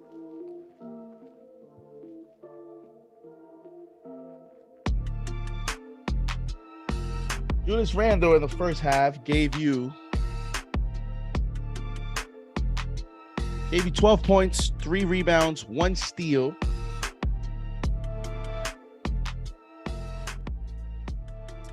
Two of 4 from 3. He's minus 12. Little step slow on defense. Little, no, he was very, he was big step slow on defense. And tough first half here by the New York Knicks. Jalen Brunson, 1 of 7 from 3. I think that's important so far. He has not played well from shot the ball well from 3. And RJ Barrett, 1 of 6. I mean, Thibodeau's over here playing quickly 7 minutes. You're gonna have to start thinking about RJ Barrett here, ladies and gentlemen. Played 15 minutes. Got to get some offense from him. That's the thing. Quickly can give you defense on Garland. And the Knicks are going to have to adjust. If you guys paid attention, late in the second quarter, the Cavaliers ran the same play time after time again, that high pick and roll, right? Where the Knicks overcompensated on the pick and roll, but they ran a pick and roll with a wing, whether it was LeVert, whether it was with Osman, whether it's with Mitchell. And that allowed those players to get good looks from the right or left elbow 3-point line. And that is the respect that Darius Garland started to get because he started to get hot. So the Knicks got to figure out a way to slow him down. Darius Garland has 26 points at the half. And Donovan Mitchell only has 6 points. Yeah, he's a plus 16. And this is what was the concern is I'd rather have Mitchell think as a scorer than Mitchell just roll with the offense. Because when you get others going, it's just a more dynamic threat that way. So the Knicks have some adjustments to make defensively on that one play, right? Because I think the Cavaliers are going to continue to see how the Knicks respond to that. And so far,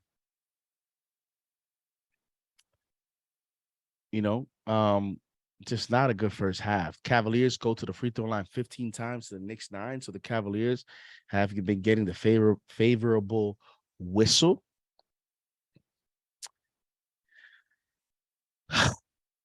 And I've been telling you guys, Grimes, quickly, RJ, you need 2 out of 3. Right now, we're 0 for 3. We don't have one of those 3 playing well. 957 in the chat. Let's get to 500 likes, ladies and gentlemen. Let's get to 500 likes. Come on, let's go. 960 in the chat. CP in Cleveland. Your New York Knicks.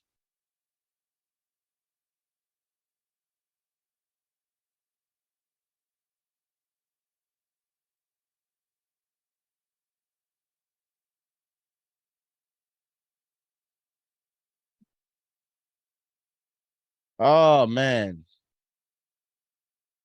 Knicks gonna have to. She's gonna have to, go into the fourth quarter at least in single digits. They can do it.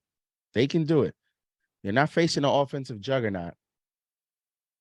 They just have to be more crisp, man. And it's tough because we have yet to see Quickly play well this series. In the first 6 quarters of this series, we have yet to see Grimes play well in the first 6 quarters of this series. And we've seen RJ do some other little things. But again, in a long series, you play this important role, you need some offense. Like I get the whole thing because I do want to, put into perspective when someone does give you all the other stuff. But I mean, he didn't really do that tonight. Barrett, only 2 rebounds, no assists, 1 steal. That's not enough for me to leave you on the floor if you're going to be 0 from 3 and only 1 of 6 from the floor. So Knicks got to figure out a way to get Grimes more shots. And Grimes, and this is why this is why guys like Quickly was the X factor for me, because Grimes, this is his first go round in this role. And you could see even the first game and tonight, even in his one shot, all of Grimes' shots have been short. And sometimes that's a guy that's thinking a lot, feeling a little bit of pressure, some of the jitters. Your mechanics are not all the way through and fluid. And sometimes it leads to your shots being short.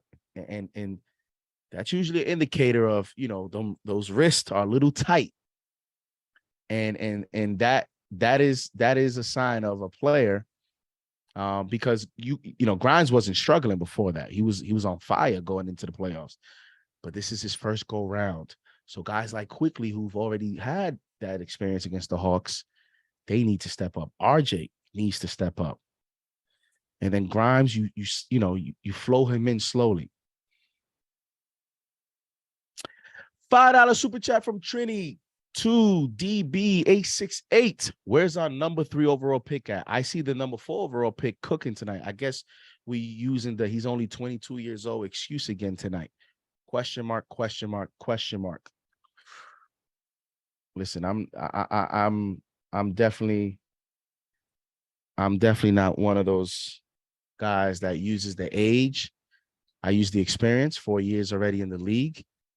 The age is for his, for developmental purposes in terms of talking about a player's ceiling. But current events. And the current events right now, as LeVert is going to start, how about that adjustment? JB Bickerstaff, unless Isaac Okoro, but JB Bickerstaff is going to go with LeVert to start the second half. So here we go. The second half begins. Brunson gets the ball. Brunson trapped. He gets double teamed. That's another adjustment by the Cavaliers.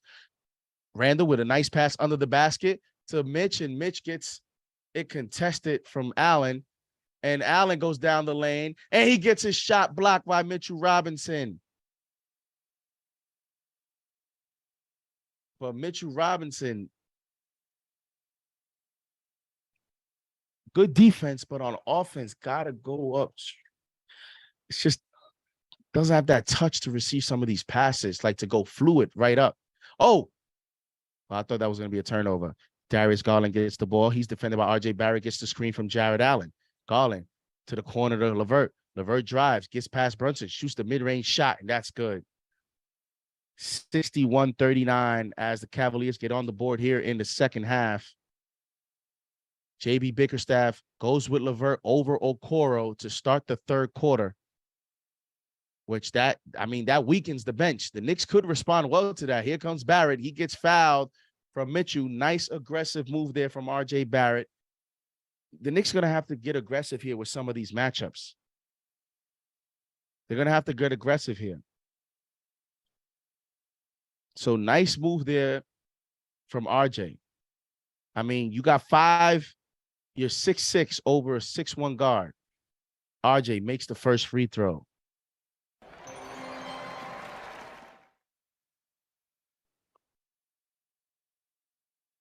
Sean Global, I see your super chat. I'll read it on the timeout.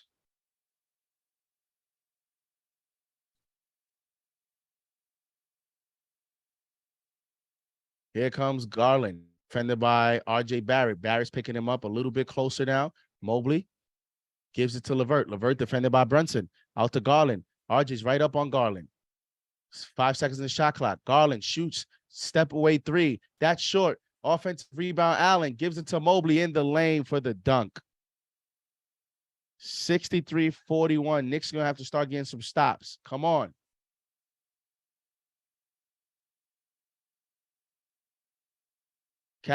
Cavaliers with 7 offensive rebounds already. Here comes Randall to the lane. No, blocked by Allen. Here comes Garland. Gives it to Mitchell. Mitchell, transition 3, and that's good. 25-point lead. Knicks are getting smoked. Grimes gives it to RJ. RJ defended by Mitchell. RJ drives right. RJ stops his dribble, gives it to Randall. Randall shoots the open three. No good. Rebound. They fight for it. Randall gets the rebound. He's at the paint. He goes up. He's stripped. He goes back up. He's stripped again. Kick it back out, bro. Kick it out. I tell you what, Cavaliers have responded. Cavaliers have responded. The Knicks are not playing smart here. LeVert, 15 seconds in the shot clock, gives it to Allen. Allen gets it stolen from Brunson. Brunson to the lane, to Barrett. Barrett lays it in.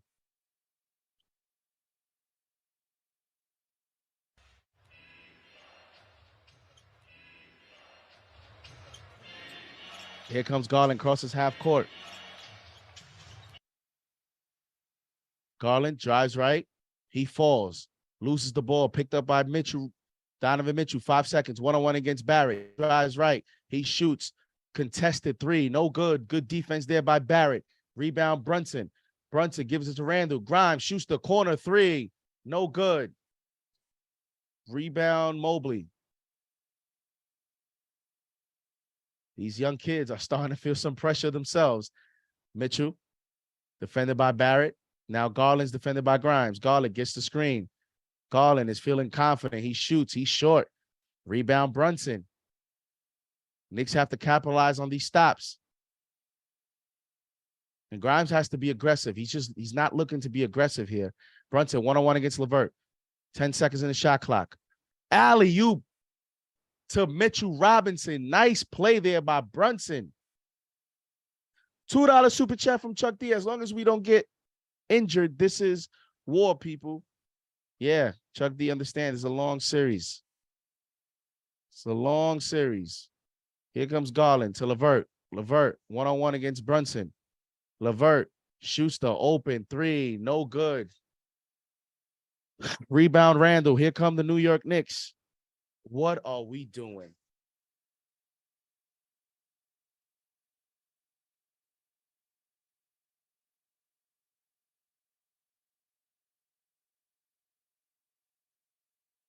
Randall just threw it to nowhere. Overthrew Barrett. Here comes Garland. 10 seconds in the shot clock. 66-45. Garland crosses over Barrett to the lane, and he turns the ball over. And he overthrows Evan Mobley. 715 in the chat.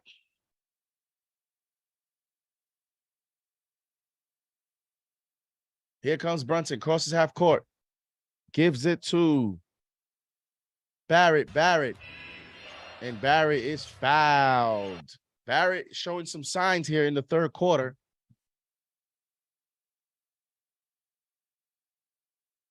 Barrett showing some signs of life in the third. Knicks down 21. They got to find a way to get this to 10 heading into the fourth. Yeah, 15 turnovers. I told you guys that's the key. Cavaliers are fourth in the league in forcing turnovers as Barrett makes the first free throw. Hopefully Barrett starts to build some confidence, some momentum here. As he gets off to a good start here in the third, second free throw, and that's good. Knicks cut the deficit to 19.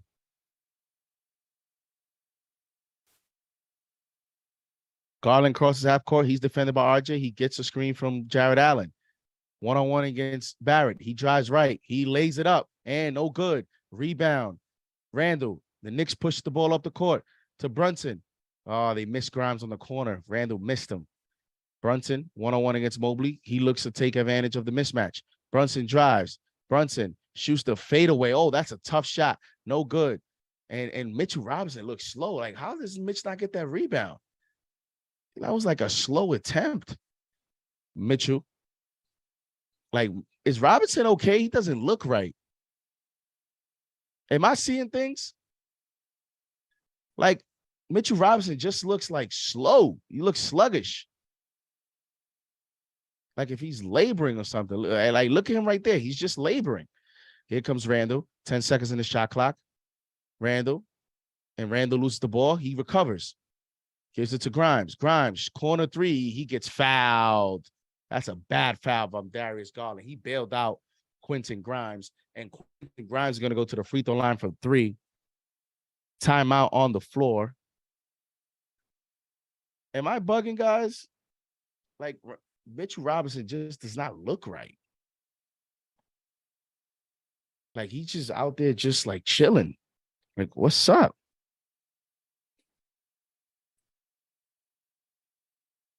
Oh, man.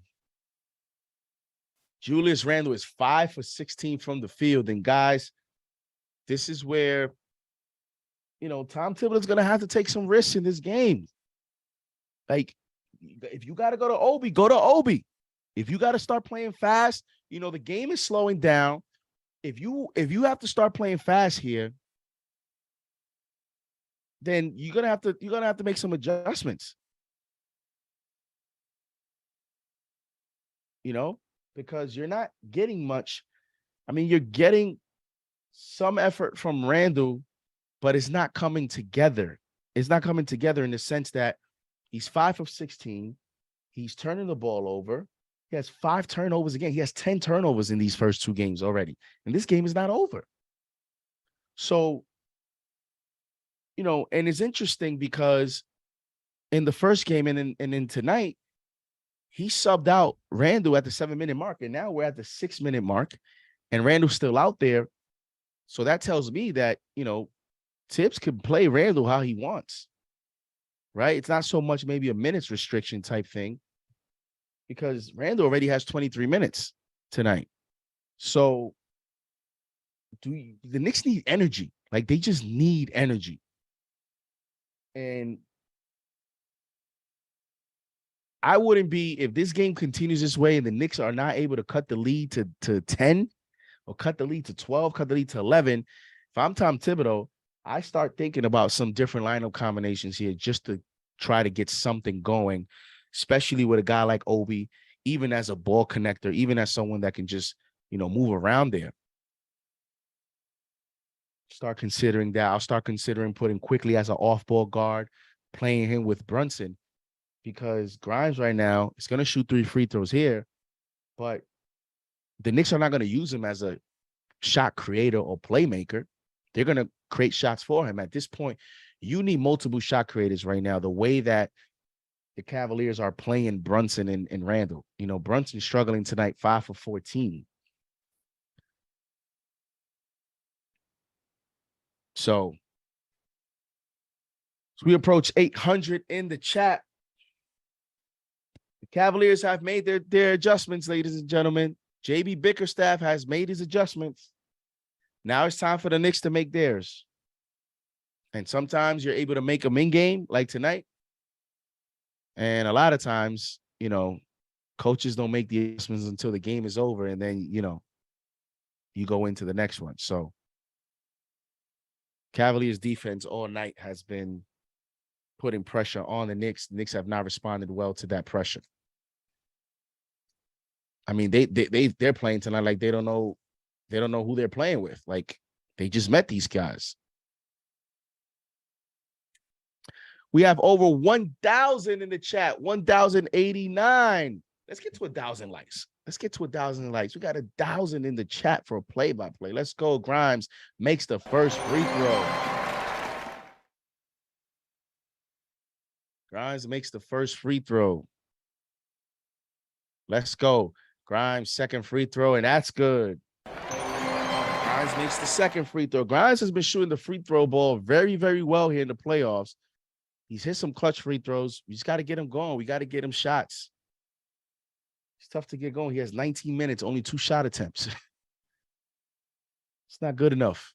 And in and out, misses the third. 68-49. When you're down, every free throw is important, ladies and gentlemen. Allen gets the ball, 68-49. Mobley, 10 seconds in the shot clock.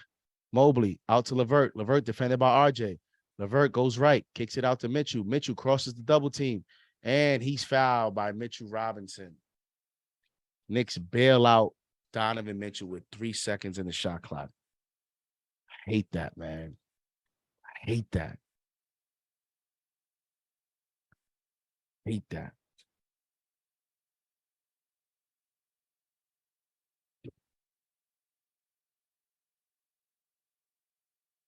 Donovan Mitchell's going to go to the free throw line for 2. First free throw's up, and it's short. I'll take it. I'll take it.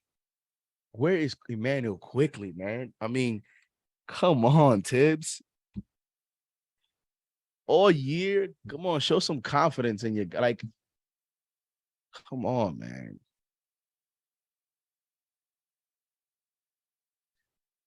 Donovan Mitchell, second free throw is good.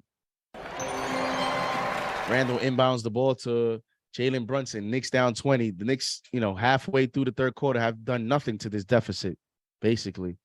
Here comes Barrett. Barrett drives to the corner to Brunson. Brunson fakes out. Oh, LeVert shoots the 3. No good.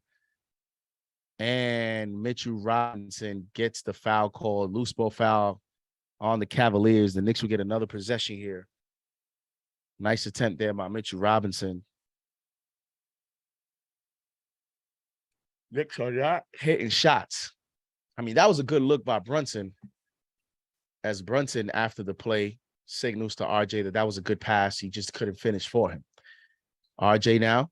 RJ trying to play make. RJ drives on Allen. Not a good shot.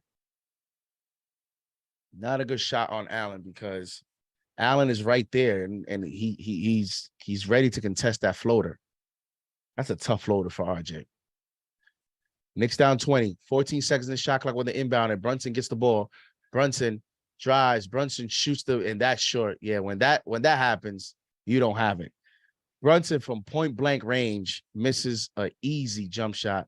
LeVert to Green. Green shoots the corner 3. Short. Rebound, Mitchell Robinson. Gives it to Barrett. Here come the Knicks. Barrett one-on-one against LeVert. Barrett spins. Barrett forces the shot. Barrett just can't create easy looks for himself. Danny Green steps out of bounds, and the Knicks got lucky because that was an open 3. I mean, what type of shot was that, RJ? Come on, bro. Like,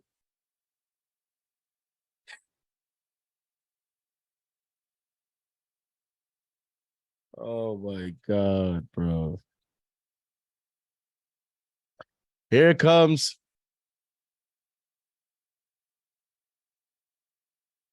And the foul's going to be called on Danny Green. Just speechless, man. Randall's going to go to the free throw line for 2. This is a very important stretch here for the New York Knicks. 4 minutes, 53 seconds to go here in the third.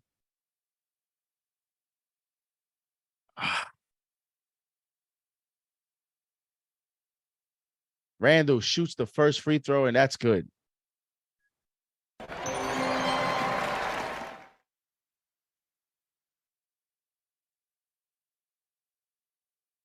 Mitchell Robinson gets subbed out. Hartenstein comes into the ball game. Robinson doesn't look right to me. Like, he just doesn't look explosive. So I don't know. And then his walk is funny. So I don't know sometimes if he's hurt or not. Randall gets ready to shoot the second free throw, 69-50. He shoots the free throw, and that's good. Nothing but the bottom of the net. 69-51. Mitchell defended by Grimes. He gets the screen from Mobley. He takes it, gives it to Garland.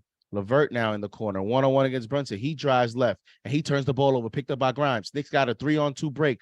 Randall goes nowhere. Gives it to Hartenstein. And Hartenstein gets the dunk. Knicks got lucky there. That was the ugliest 3-2. It's like there was no spacing there. And in the end, they got lucky. And it's 69-53. The Knicks are on a 12-3 run here, guys. Again, if they can somehow cut this lead, Garland shoots a deep three, and that's good. 29 points for Garland. Here comes Brunson. Brunson to Randall. Randall, come on, man. You got people wide open. Hartenstein turns, and they're going to call a foul. The Knicks just... Oh.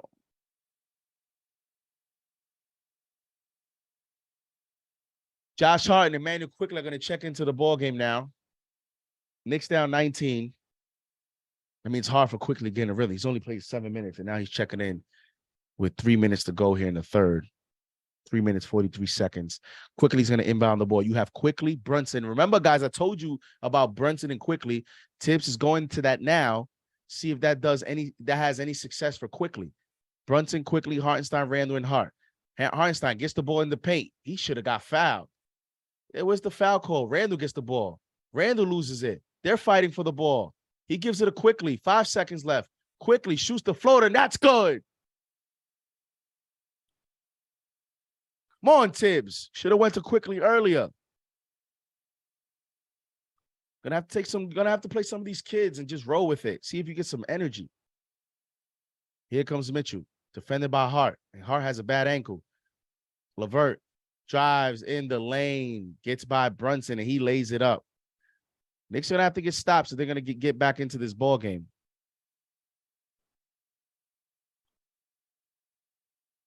Here comes Brunson. 14 seconds in the shot clock. Quickly drives life. Now he comes back left on Garland. Gets in the paint. Gives it to Randall. Randall shoots the elbow three, and that's good. And that shot, that's the second positive play by Quickly, the floater, and then being able to, get the defense to collapse on him and give Randall an open three. Should have went to Quickly earlier. I don't understand why we didn't.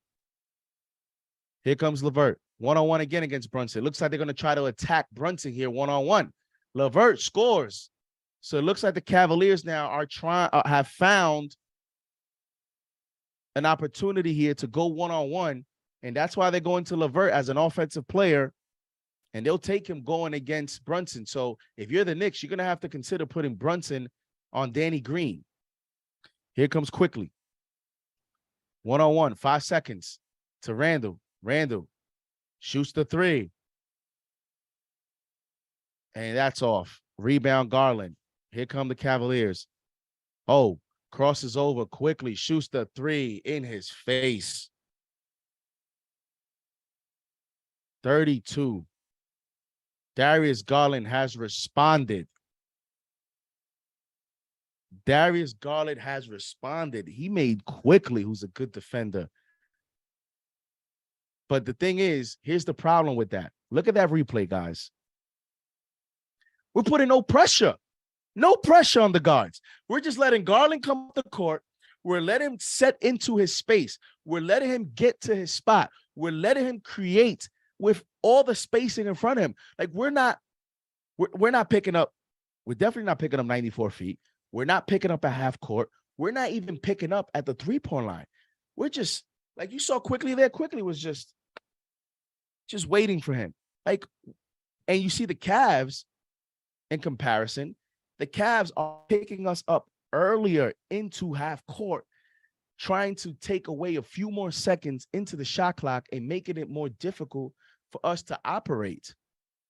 But we're not doing that to the Cavs. We're just sitting back, chilling. Hey, we won one game. We'll be at the Garden for game 3. No pressure. That's how we're playing right now. That's how we're coaching.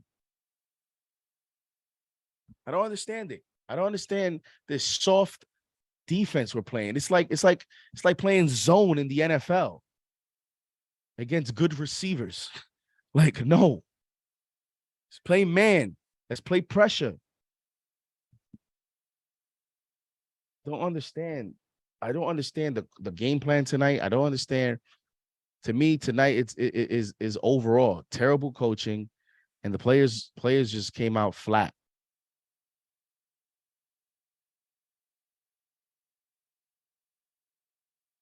But this is what I told you guys about that rhetoric of you steal a game, you take away home court. and you just go out there playing with house money type attitude. And I hate it. I hate that. I hate it. Because now what happens is it puts pressure. You see, what was so positive about winning game one is if you can just win game two, it puts pressure. It takes away pressure from you winning, having to win all your home games. Now, Cavaliers win tonight. You can make the argument the Knicks might have to win one more game in Cleveland with the way series goes, you know? And you try to just take care of home court and just win one game on the road. And that's your four wins right there. That's what you ideally want to do. Get the series out short in 6 or 5. Over 800 in the chat, 822.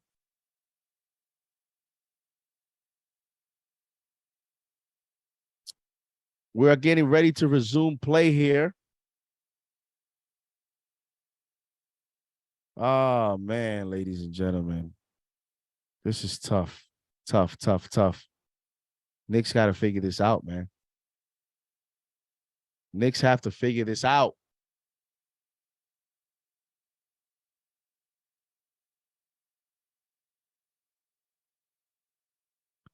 Shout out to the channel members, Junior Caroma, Church Saint 7, The Listening Party, Eddie Suarez, Ron Severe, Steven Ruiz, Life Changer Lamb. And here we go. This is a critical minute and 36 seconds to go. 10 seconds to go in the shot clock. Here comes Brunson one-on-one against LeVert. He drives. He shoots a tough shot, man. LeVert gets by the defense, gives it to Garland in the corner. Garland to Mitchell. Mitchell wide open, long three, and that's good. The Cavs are just smoking the Knicks. 82-58, and the Knicks are being tested now as a team. Oh, man, here comes Obi. Obi drives, and Obi lays it in. Nobody wants to listen to JD, but whatever. We should have put these kids a little bit earlier just to see if we caught some energy earlier, but now it might be a tough task. Down 22. 45 seconds to go here in the third quarter.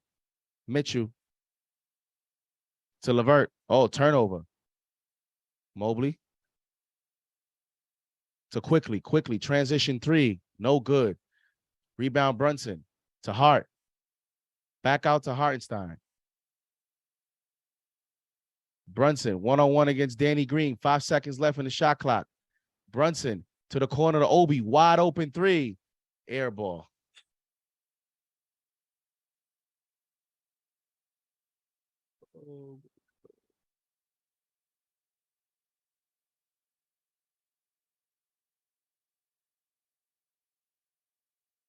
Game is fixed, says Eddie Suarez.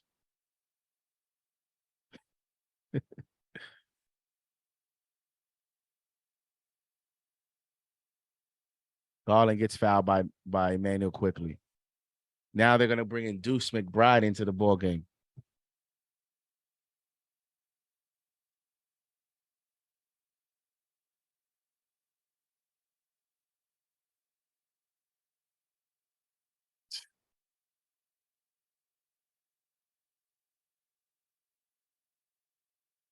Seven seconds.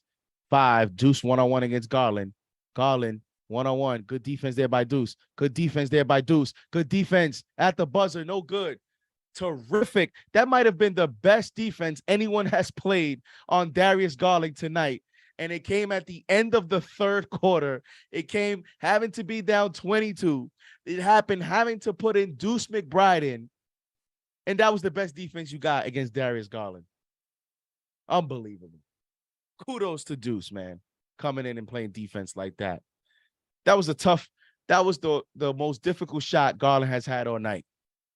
And it comes in at the end of 3. Knicks down 22.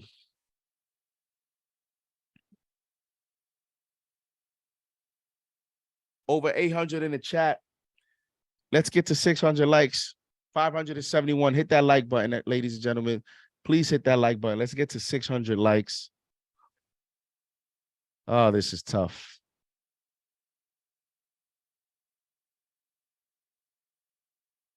I mean, down 22 with 12 minutes to go. If you're the Knicks, you're just trying to build.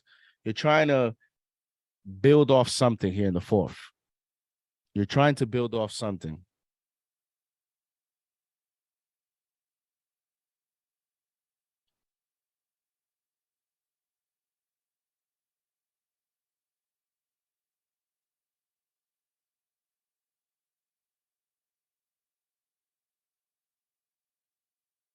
Oh, man.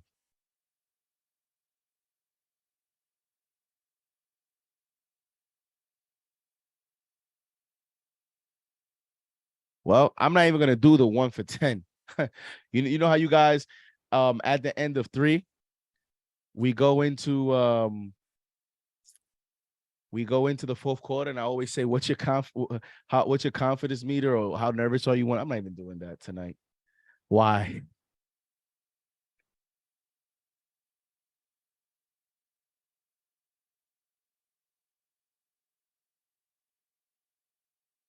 Man, Jerry Gardner goes ahead and still puts a 1. Oh, man. The CP curse continues, says Young Knicks. Young G Knicks. John. Oh, let me read your super chat, John Global. $10 super chat earlier from John Global. He says, we can get back in this. We can't get zero production from RJ Grimes IQ. Will be going to the Sweet Friday. Can't wait. Well, you're going to Sweet on Friday. Friday's game 3. Today is Tuesday. Friday's game 3. Yeah, man. That's gonna be a critical game. That's gonna be a critical game now.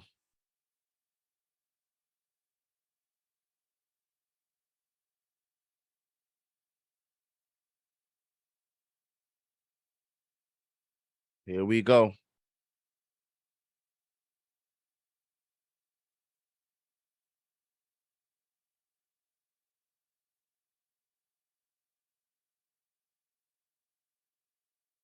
All right, so we're gonna begin the fourth quarter here. You're gonna have Hartenstein, quickly, RJ, Hart,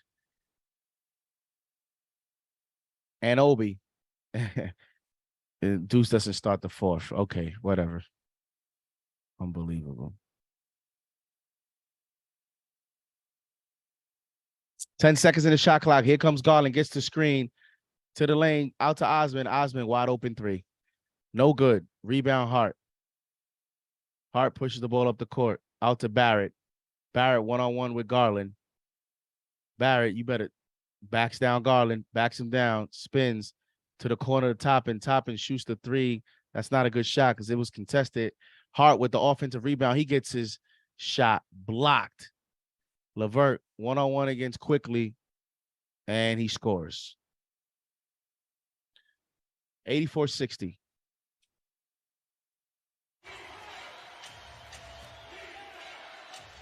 Here comes Barrett. Barrett drives on Mobley, and 1. Gets the foul called. And he's going to go to the free throw line for 3.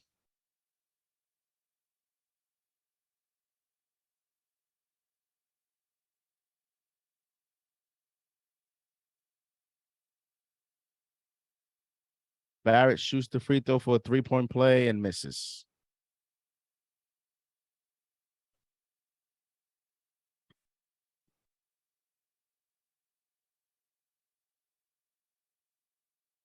Garland defended by Hart to LeVert. LeVert defended by Quickly. Quickly has not played well on both ends this series, surprisingly. LeVert gets right by Quickly to the corner to Osman, to Garland, wide open. Oh, in and out, just missed. And the Knicks are just ball watching. Foul on Hart and foul. Cavaliers are just beating the Knicks to the basketball.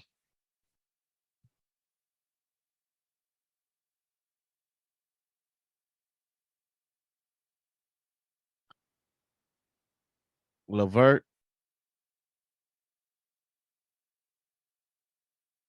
Garland to the lane to Mobley. Mobley gets fouled by Quickly. Mobley's going to go to the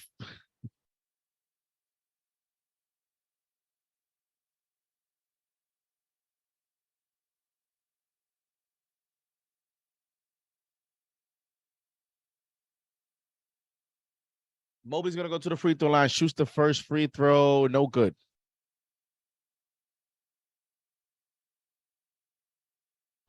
And you know what's interesting about this lineup, and this is what makes it difficult. The Knicks don't really have like quick snipers there. You got RJ up there. You got Hart, who doesn't like to take, shots. So sometimes it's just hard to like get in a quick rhythm and just come back as quickly. Goes and shoots the off the backboard, rebound by Hartenstein. Quickly shot a long three, no good. RJ gets the ball. RJ to the basket. RJ lays it in. Nice move by Barrett there. Barrett's having a better second half than first half. Not that that's saying much. LeVert. Foul called on Quickly.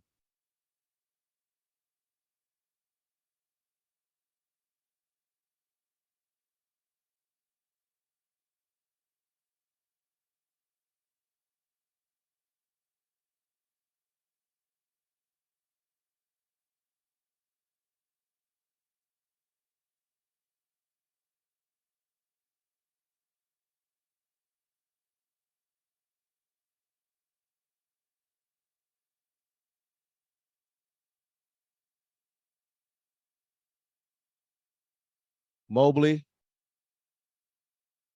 Garland gets back by the double team, gives it to LeVert, wide open three, and that's good.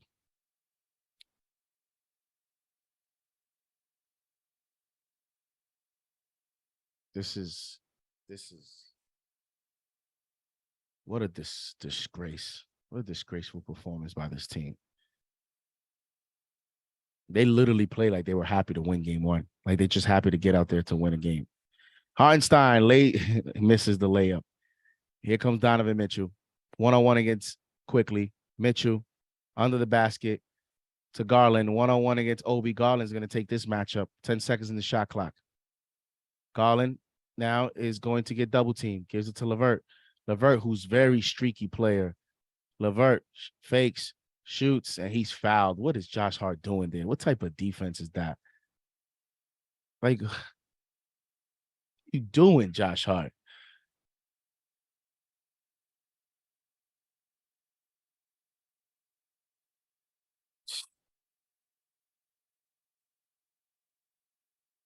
That's just desperate.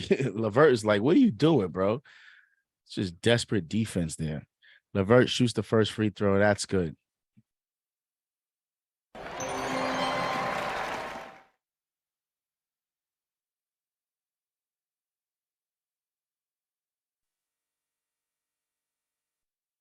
LeVert shoots the second free throw. That's good.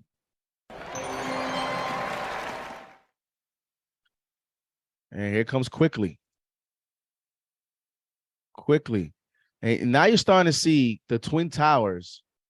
Hart shoots the corner three. He makes it. But you're starting to see now in this game where the Twin Towers are having an effect now on guys like Quickly and these guys that get into the lane. They're starting to affect them, as Garland now is so confident that he's even flopping. Garland one-on-one against Barrett. Garland drives. Garland out to Mitchell. Mitchell step back, contested three, no good. Rebound, Mobley. And the Knicks are just standing. Look at Allen. Allen out to Mitchell. 5 seconds in the shot clock. Here comes Mitchell. Mitchell gets the ball stolen. Quickly lays it, no good. And he gets fouled. 8 minutes, 20 seconds to go here in the fourth, 90-67.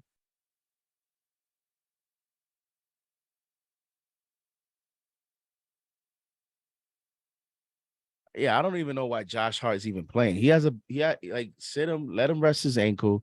He obviously doesn't have it tonight. Like, just put Deuce in. Like, I don't understand. It's like whatever. First free throw from Quickly, and good.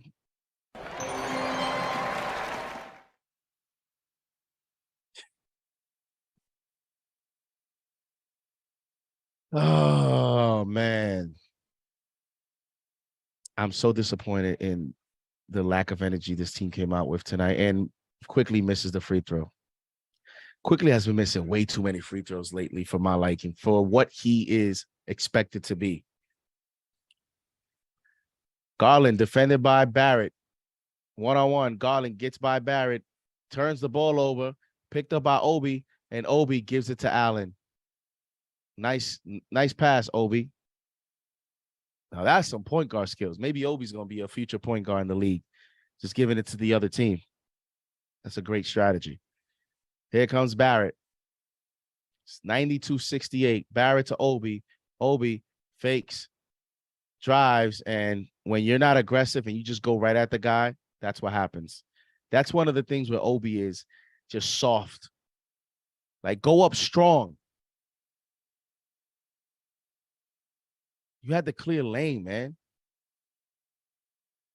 Mobley, and Obi is just watching Mobley. Obi is just watching Mobley.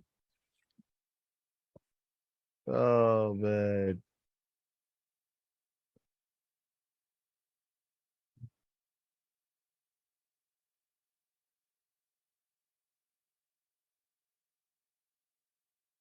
Timeout on the floor, 94-68.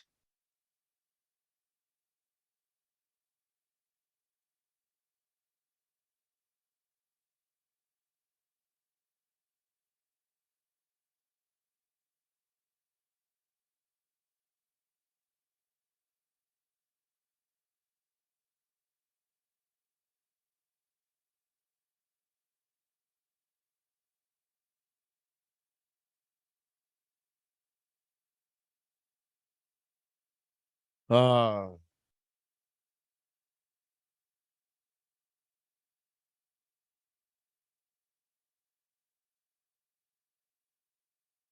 right, I'm going to read some of your comments here. Where is IQ? Cardoza says. Jalen was awful too. Chris C says, this is embarrassing. David Duncan, this team is soft. Nixon 6 says, Shane 7. Yeah, man, you know how it is, man. We're so mad right now, but game 3 at the Garden is going to be crazy. We're going to be right here for it. As John W. says, they better win game 3. Victor still thinks it's Knicks in 4. KG74 says this is not playoff basketball. Samuel says trade RJ for Zach LaVine. Let's see in the offseason. Like, this is the thing, man. This is why, like, you can't. MH says, is CP still in the arena? Oh, man. Jeez. I don't know if there's traffic in Cleveland, but CP, you might want to beat that traffic to the hotel.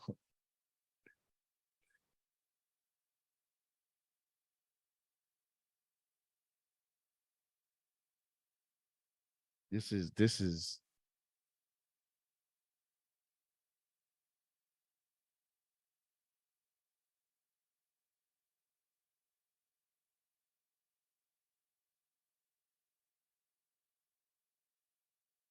Oh, man. Jimmy says, I'm sick to my stomach. Barbara. Garden Gang coming out Friday. Hey, Barbara's already thinking about the Garden. The kids ain't dogs, says James Smith. Yeah, they left that dog energy at the hotel. Chuck D says, JD, tell this chat that this is the playoffs. Yeah, man. Like, listen, at the end of the day, it's tough being through this, for play-by-play. But, that's why we don't miss in the keys. I told you guys, like, this, the Cavaliers are going to give you their best. This was their playoffs here. This was their playoffs. Now, this might be the best they can give you. And then now you're the Knicks. You have to counter. You have to adjust. And this is where Tom Thibodeau gets tested as a coach. When now he has to show, he has to adjust. And the Knicks are down 94-68. And Tom Thibodeau is going back to Randall and Brunson. He's probably trying to get them to play well, but I don't know, man. Brunson to the lane. Brunson gets fouled.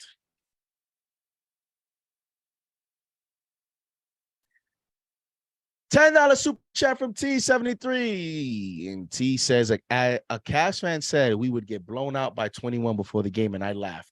This is disgusting. For y'all mental, stay off social media the next few days. Yeah, man. Don't go on Knicks. Knicks Twitter, what is it? Knicks Spaces, Knicks Twitter. I guess Cavs Twitter. There is one. Cavs Spaces, if there is one.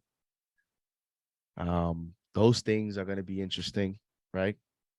And then you have multiple days off, so that makes it worse. But I tell you what, we're all fans, so y'all know, don't front. Y'all all know when Friday comes, we're all going to be hyped. Like, just being able, I'm tired of seeing these nasty colors, this burgundy red and this, I don't even know what's that, like olive, whatever color that is, gold. Fake gold. I'm tired. I want to see orange and blue. I want to see the guard. I want to see the celebrities. I want to see the bright lights.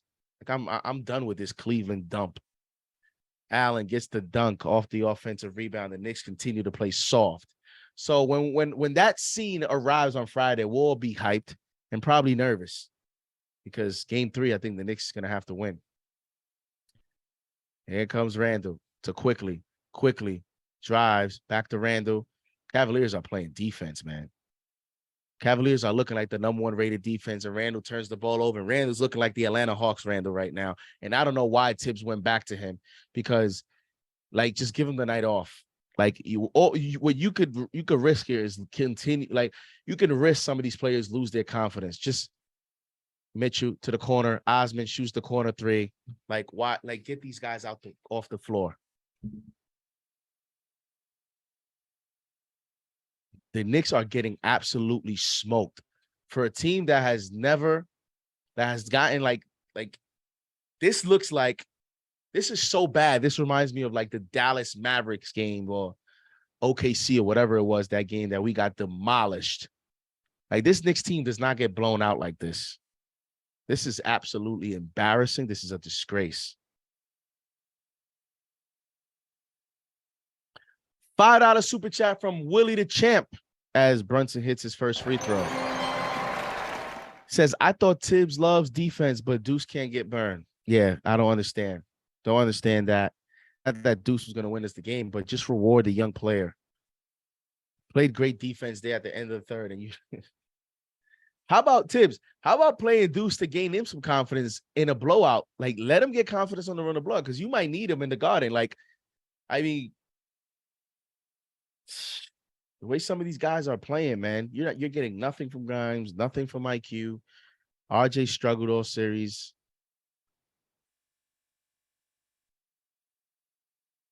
Like, this is not enough, man. Mobley, one-on-one against Randall. Mobley's confident.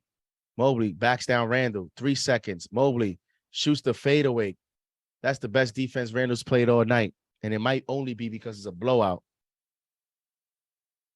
Call that fake hustle sometimes. Here comes Brunson. Brunson to quickly almost turns the ball over and shoots the mid-range shot. Steven Ruiz with a member chat. He's been a member for 2 months. Thank you, Steven Ruiz, for being a channel member for 2 months. Everyone likes comparing sports to war. If you give up games, you give up ground momentum. It makes no sense. They now have pressure to hold serve at MSG. You do have pressure because at the end of the day, it's funny because and it's interesting, right? Because you lose game 1 and you win game 2. It's still 1-1, then you winning game 1 and losing game 2. But losing game 2, you know, it just gives you the feel that you have to play well game 3. Right? It's just a different feel. RJ shoots the three, and that's off. RJ can't buy a three to save his life. Randall gets the ball. Don't know why he's in the game. Randall lays it in on Mobley. Randall somehow cares about a call with 4 minutes left. You're getting smoked by 23.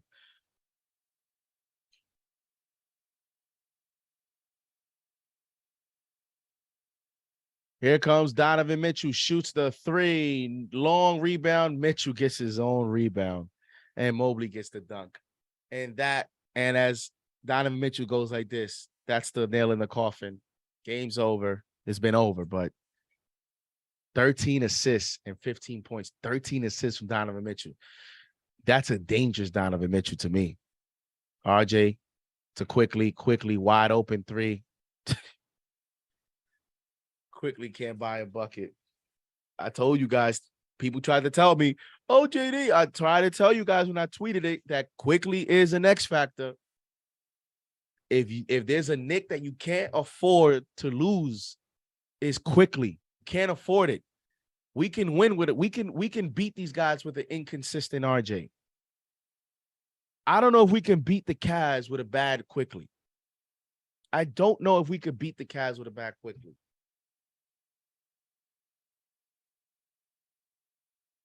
Timeout, 103-76.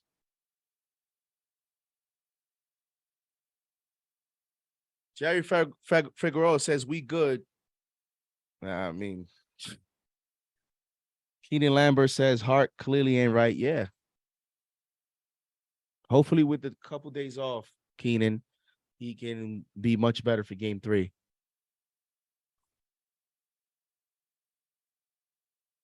But Cynthia, hi, Cynthia. Guess what, Cynthia? The pressure is on your favorite head coach, Cynthia. Tom Thibodeau. What type of adjustments will the tipster make? Because tonight's game plan was disgusting. Tonight's effort was trash. Tonight's lineup combinations was trash. And this is what I'm saying, how sometimes is difficult because you only play quickly 7 minutes in the first half. I mean, let's be objective here, right? Let's act like humans. Forget the emotions. Let's have a conversation right now. You're a professional basketball player. You're running for sixth man of the league, sixth man of the year. You don't get Obi-like minutes in the first half, right? That's Obi minutes, 7 minutes in the first half, right? So now you get 7 minutes of game 2 of the playoffs. You don't think it's human for Quickly to say, damn, this coach only gave me 7 minutes. You don't think Quickly is thinking about that on the bench? These are young players. Sometimes you run the risk of them losing some confidence, or they're professionals, right? Some things you feel like you shouldn't lose confidence. You shouldn't lose. You're a millionaire, but that's not how it works. And as pressure ratchets it up, gotta be careful with certain things that you do. And I just felt that Tibbs stayed too long with the starters, didn't mix and match enough and early enough, and didn't stick through some combinations that maybe, and I'm not talking about that could have made the difference in winning the game, but after that one quarter, the Knicks were in a good spot. And sometimes you make certain moves that sometimes people short-sighted and they only look at it from a one-game perspective. I'm looking at it from the duration of a series perspective. You need these guys' confidence. And now Quickly he's going to go into the hotel. He's going to go into the flight. He's going to go into the garden.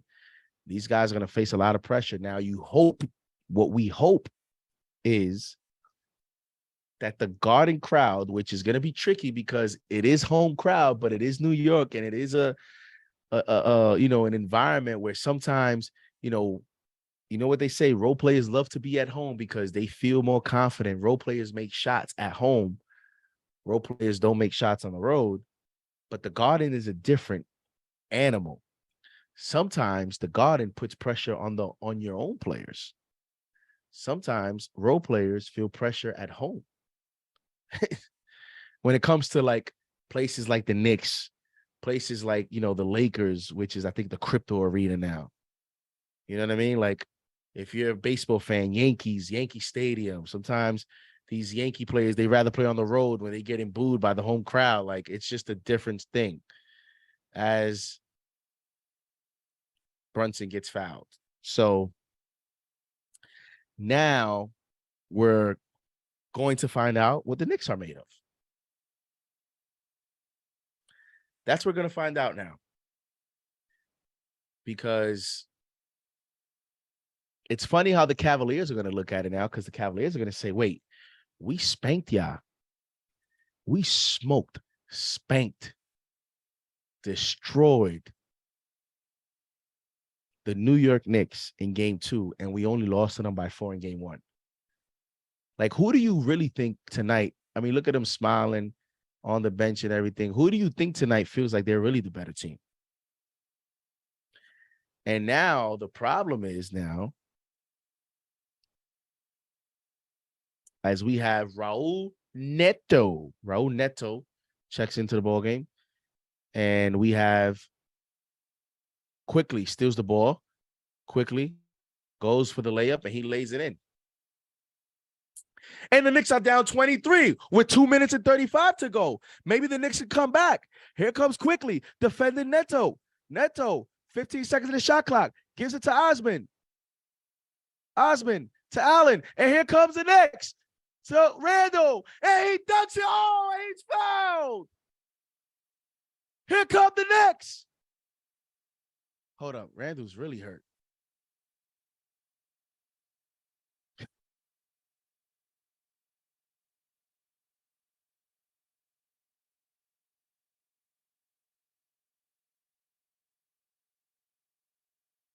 See what happens when you leave him? Why is he in the game?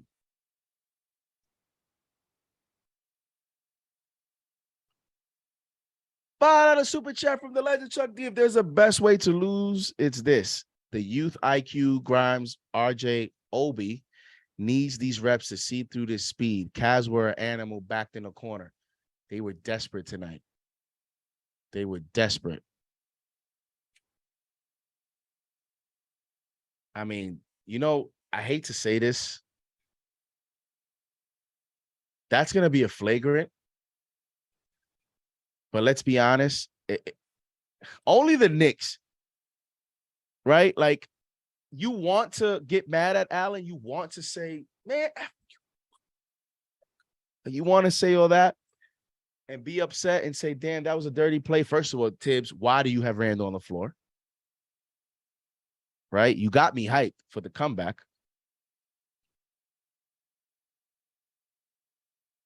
But Allen didn't mean to do that. I mean, I'm saying, like, I didn't think Allen tried to hurt. Allen is a nice guy. He's a good guy.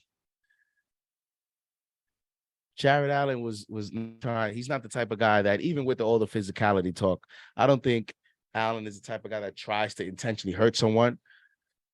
Just got under him.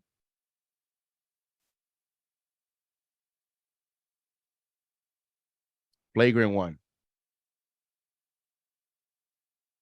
And that's mostly because Allen he's even upset at that.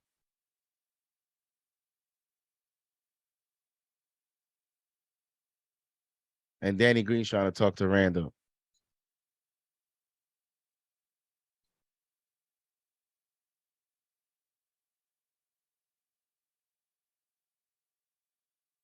KG7 Fools thinks that's a dirty play. It's a dangerous play for sure. But Allen's a good guy. When I say he's a good guy, I'm not saying I don't know him personally, so I'm talking about, like, as a basketball player.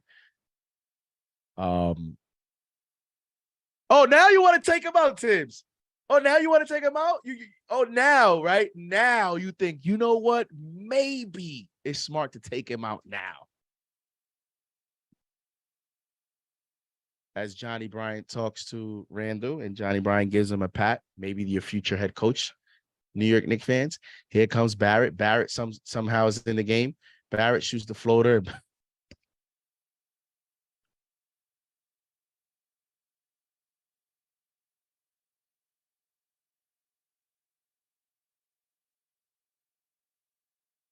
I met Robin Lopez at Banana Republic here in New York City, Park Avenue. Oh, it was Fifth Avenue, I think it was. And Barrett couldn't even here comes Barrett again. Hartenstein gives it to Obi. Obi shoots the mid-range free throw shot, and that's good.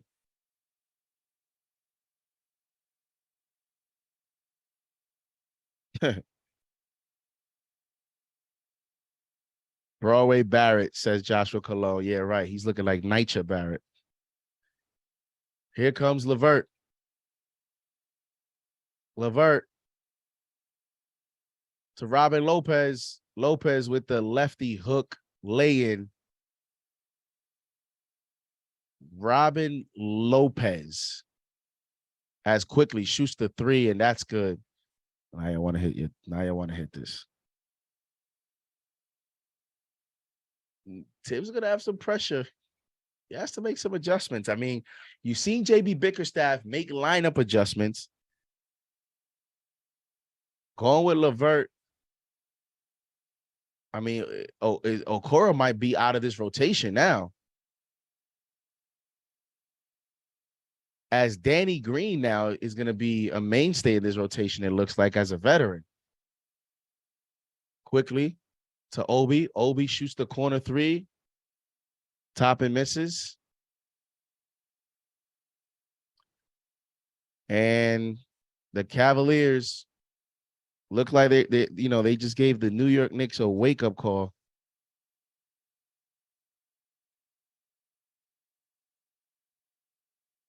Here comes LeVert, 4 seconds, one-on-one against Barrett.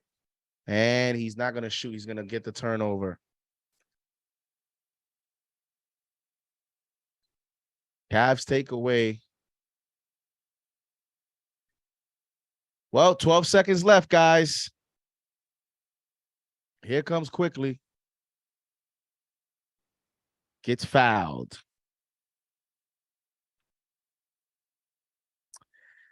Quickly gets fouled.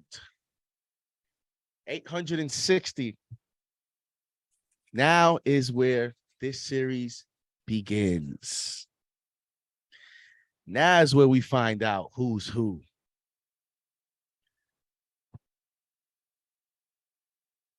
Like, at some point, ladies and gentlemen, we can't continue to say, because that was a good excuse the first game. Oh, Quickly didn't play well. Grimes didn't play well. RJ went 2 of 12 and we still won. Well, now it's 2 games, guys. So now it's like, well, this and that. Well, the Cavaliers can use the same excuse against us now because now they won this game. And the Cavaliers can say, well, y'all only beat us by 4.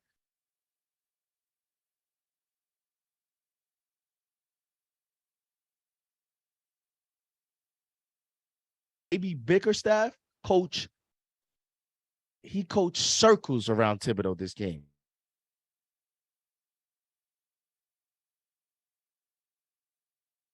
They talk the talk and they walk the walk as the game is now over.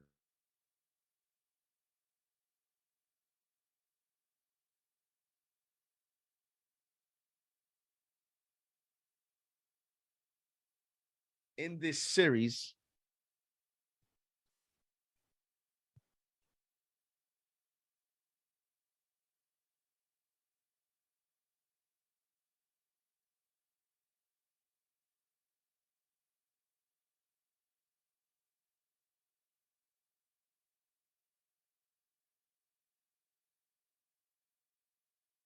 Knicks lose by 17.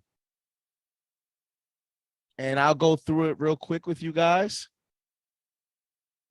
Jalen Brunson with 20 points, 6 assists, 5 rebounds, 4 steals, 5 of 17, 1 of 8. That was a story right there to me. None of these guys, I don't even feel like running any of these box scores. But none of these guys, nobody played well. Mitchell Robinson with only 21 minutes in a critical game. That's not good. That's not a good sign. He did have 4 blocks, but this is what I tell you about the stats. You look at 4 blocks, Mitch didn't play well. Mitch played like one good stretch and then it was done. RJ Barrett, 4 for 13. I don't know. I don't know, man. I'm trying to be, I don't even know. I'm concerned about RJ, guys. I'm concerned. We have 905 in the chat. I'm concerned about RJ Barrett. I'm very concerned. I'm going to tell you the reason why I'm concerned.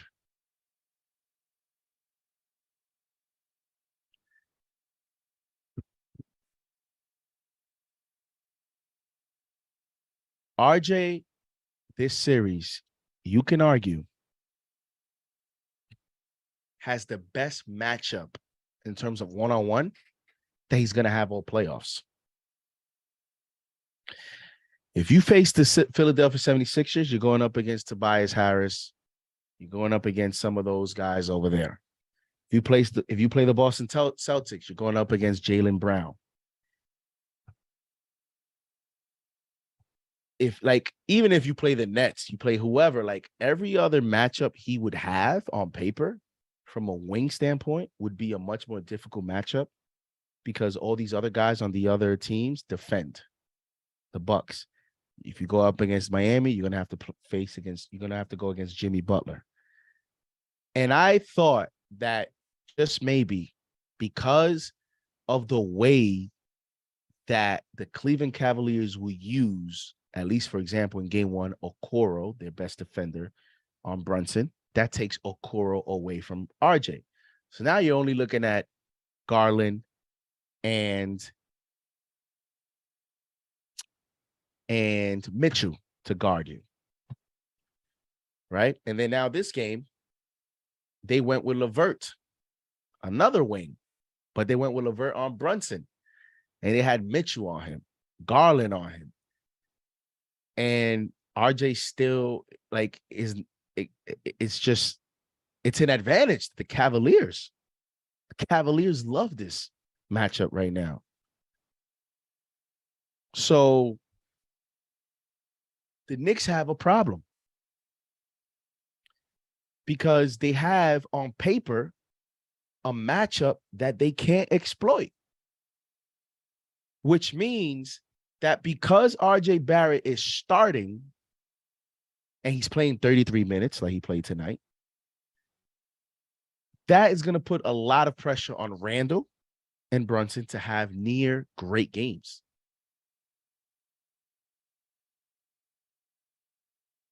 That's a big problem. We're not able to take advantage of a Garland on RJ, not even from a playmaking standpoint,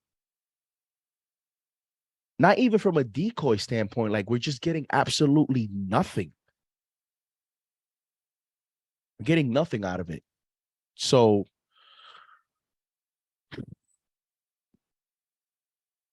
I'm hoping that with the home crowd, some adjustments from the head coach, that RJ is going to pick it up. I think it's going to come down to hitting the 3. I've always thought it's just weird with RJ. He's going to have to pick it up by hitting that corner 3 at the Garden, and then that'll get his game going, because I just don't know if he's ever going to have, in terms of this series, I don't know that he's ever going to be comfortable in the paint because of Evan Mobley and Jared Allen. I mean, tonight, those guys were all everywhere. They were everywhere. So if you're RJ, you're going to have to hit those floaters in the paint.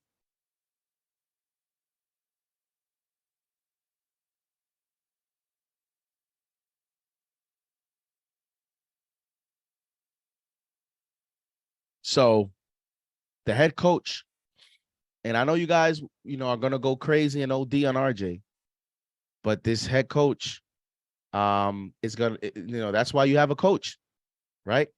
Like JB Bickerstaff everybody was making fun of him, but look at the adjustments he made tonight. From a game plan standpoint, the Cavaliers picked up the Knicks all the way from half court, from full court. By the time the Knicks made a pass, there was like 9 seconds in the shot clock because of how much pressure they put on the Knicks. That is an adjustment. The other adjustment they made was they actually played physical. And the Knicks somehow didn't look like they were ready to expect that. So JB Bickerstaff got that out of his team. The other adjustment that JB Bickerstaff made, he put the ball in the hands of Garland more than he did Donovan Mitchell. Understanding that, remember what I told you guys about RJ, right? The Knicks, right now, we're having trouble exploiting RJ against their second-tier defenders. JB Bickerstaff said, hold up. RJ's getting credit for defending Garland in game one. And really, all it really was that my guy didn't take shots in the second half of game one. He still shot 7 of 13. So what did the Cavs coaching staff do? They said, wait, let's exploit this matchup and let's see if it creates chaos for the Knicks on rotating to everyone else. And what JB Bickerstaff did in this game was he put the ball in Garland's hands. He put these bigger Knicks defenders on more screens. A lot of these Knicks died on a lot of these screens. Gave Garland too much space. Gave Garland too many good looks. And that's all sometimes it takes, guys, for you to get the crowd with you and for everyone else to now pick up their play and rally around a great performance like Darius Garland did tonight. A lot of the stuff I'm saying now, I'm probably going to say on postgame if I'm even on postgame. But that's another adjustment JB Bickerstaff made.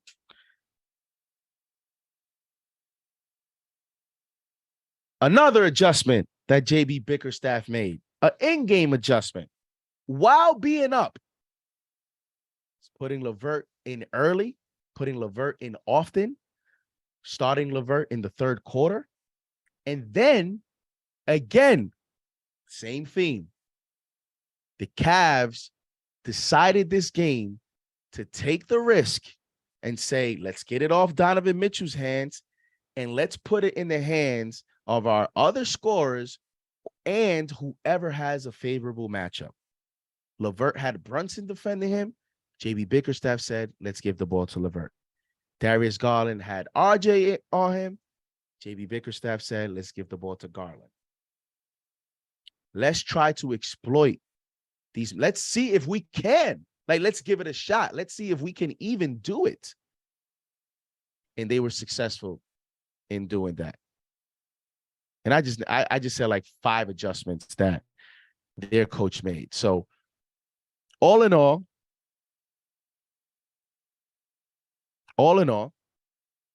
what that comes down to as well is a desperate game plan, a desperate team, a desperate coach, desperate players. And that's what you got tonight. And if you want to look big picture, Cavaliers still only scored 107. I mean, who knows? Because a lot of that in the end was garbage time. And I see Life Changer Lamb, thank you for being in the chamber, says, JD, we're not going to continue to shoot this bad. I mean, listen, Life Changer, when are we going to start shooting good? It's 2 games already. And the interesting thing is we keep saying that. And this is what we did after game 1 is, well, Grimes this. But guys, don't forget, this is Grimes' first playoff experience. Did you see how quickly and RJ looked in that Hawks series when it was their first time? They didn't shoot well. So while you're going to get the effort from Grimes, it's a wait and see if we're going to get the 44, 48% three-point shooting that Grimes gave us in the last 10 games of the season. Right? That's a wait and see. That's why, to me, I'm looking more at the second, third, 4-year players, the veterans, the guys that have been there. Quickly has had the experience. RJ has had the experience. I'm looking at those guys before I look at Grimes. I'm looking at the head coach to figure it out. So now Grimes is a question mark offensively right now for me after 2 games. Quickly, question mark for me right now after 2 games. RJ is, and I say question mark for those 2 players because they can turn it around. You hoping with the home crowd and everything they can turn around. The thing with RJ is I don't know, man. I don't know,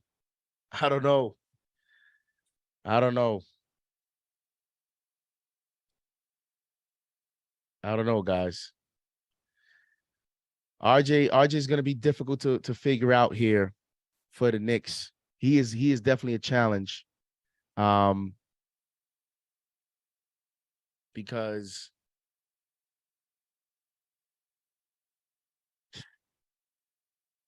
I just don't know. I don't know what you do. What do you do? What do you do? You're not going to ask RJ now to become Paul Pierce or Kawhi Leonard from mid-range because he hasn't done it all season. So why would you ask him now to do that? You can ask him to be aggressive, but he's going to have trouble against Allen and Mobley at the paint. The best you can do right now, I would say, is turn him into a playmaker. Run him into some pick and rolls with Mitchell Robinson. Do that. Put the ball in his hands a little bit more. And guess what, ladies and gentlemen? Guess what? If you don't want to invest in that and you don't want to do that, you have 2 options with RJ. You're going to put the ball in his hands and see what you can do, kind of what JB Bickerstaff did with LeVert tonight. And if you guys think because of the playoffs, we can't afford to do that because you don't have confidence in that, then you're going to have to make RJ hit the corner threes. And if he can't do any of those 2 things, and guess what? JB Bickerstaff, if Tibbs is going to have RJ defend Garland in game 3, Bickerstaff is going to go to that again. So now we go into territory of what do you do if you're Tibbs? In terms of how do you distribute the minutes? Right? So this is a challenge now because too many of these guys haven't played well in 2 games. There's no rhythm. Grimes has struggled offensively. IQ looks completely lost as a primary, as a point guard coming off the bench.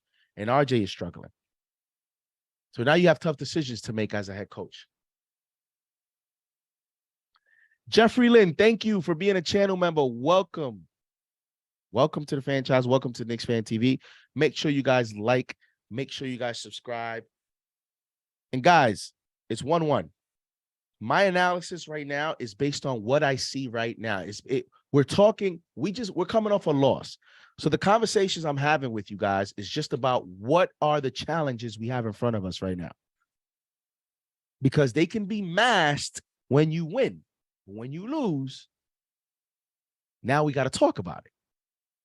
Because now it's 1-1. And the team that was favored going into the series, I mean, locally, we said Knicks, but everywhere else is Cavaliers. ESPN experts, they polled like 18 people and like 12 or 14 said Knicks. And I'm sure those prognosticators now feel like, okay, you see, I told you guys, y'all need to chill. Y'all got hype off one game. Like, I know this is where their energy is going to start to shift, even as the Cavaliers now go on the road, because the Cavaliers found something tonight. JB Bickerstaff found something tonight that the Knicks are going to have to respond to, that Tom Thibodeau is going to have to adjust to. They found LeVert on Brunson. They found being more aggressive, getting Garland the ball more instead of Donovan Mitchell. Donovan Mitchell only had 15 points, had like 13, 14 assists tonight. They're going to go to the same thing game 3. And if you're the Knicks, you actually want Donovan Mitchell to be aggressive in game 3 and turn into a scorer, the whole guard in New York thing, all those stuff. The Cavaliers found something tonight. And now they know that the Knicks have pressure. Now they know that the Knicks fans are going to look at Julius Randle. So what I am a little bit concerned about is, are we going to be a little tight in game 3? It's going to be a ton of energy, man. A ton of celebrities, a ton of just adrenaline, a ton of bright lights. Like, game 3 is going to be crazy. I mean, the crowd from the tip-off is going to be yelling crazy. Defense. Defense. Knicks got pressure now. Knicks have pressure now. If they can find a way to win game 3, then the Cavaliers may start to think, okay, maybe this is the better team.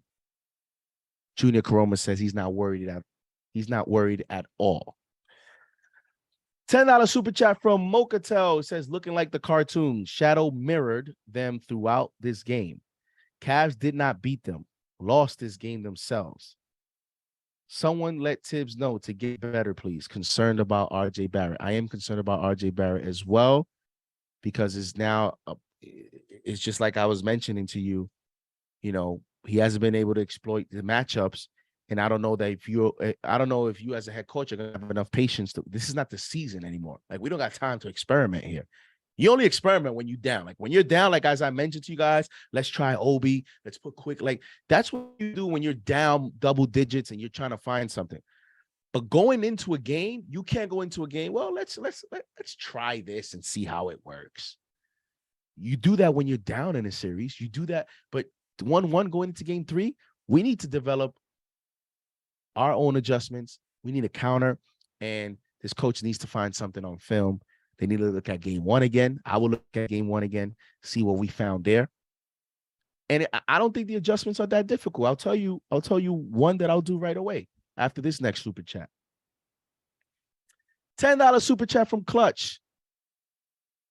He says this series is over. ATP, if we can't trade RJ, we might as well cut him. My sensible grandma could play better than him. Oh, man. They're not going to cut RJ. Come on. And if you're a Knicks fan and you're really on that type of train, that type of time, first of all, let's talk about that in the offseason. Right now, we got to stick together. Voice your frustrations. Let it all out. Do what you need to do to get your frustrations out. But in the end, we got to stick together for game 3. And somebody's going to bounce back between IQ, Grimes, and RJ. As I mentioned to you guys tonight, you need 2 of those 3. You're not getting any of those 3 to 2 games. You hope that you're playing the ebbs and flows, the probability game. Like, what's the probability that all 3 are going to continue to struggle? Well, you never know, right? Because you got a first-timer in Grimes. You have a guy that is facing a lot of pressure from the Heat, a lot of pressure and heat from the fans, and is not coming through in RJ. And then you have Quickly's the most surprising to me out of those 3. He's the most surprising. But then you got a game like tonight. The head coach only plays you 7 minutes in the first half, and it's like you're adding fuel to the fire. $10 super chat from Ron Severe. Thank you for being the channel. It says you're stating straight facts, JD. We need more from RJ. Tibbs needs to make adjustments. Template coaching by Tibbs, back coaching by Tibbs. Will the template coaching come back? I'm gonna put more confidence in the team. Tonight is a frustration night. We're gonna let all our frustrations out. It's all good. It's okay. But it's 1-1, and until the series is down, I'm not going to go crazy. I'm concerned, but I'm not going to go crazy. And again, one of the first adjustments I'll make for game 3 is defensively. Got to pick up on Garland earlier. Garland does not like physical play. You saw how much he flopped tonight. He does not like ball pressure.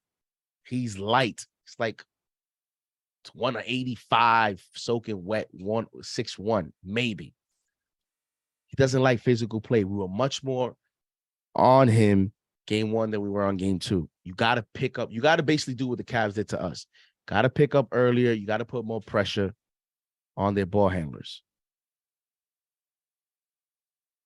And you got to move the ball, man. We did not move the ball tonight at all. And honestly, and another adjustment I would make is I got to get Grimes going early. Grimes is a type of player that I would risk and say, let's develop a game plan to get this guy going early. Grimes is that I would do that and see what that results in, because you need that to start the game. And Grimes is the type of player that, you know how sometimes he hits the 3 and it goes in all net at the Garden and it looks beautiful. It looks nice. You hear the net, the swish on TV. If you're there at the Garden with his form, it just looks beautiful when he shoots.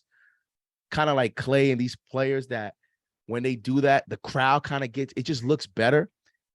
He's the type of player that he makes a few shots, the crowd is just going to get hype off that.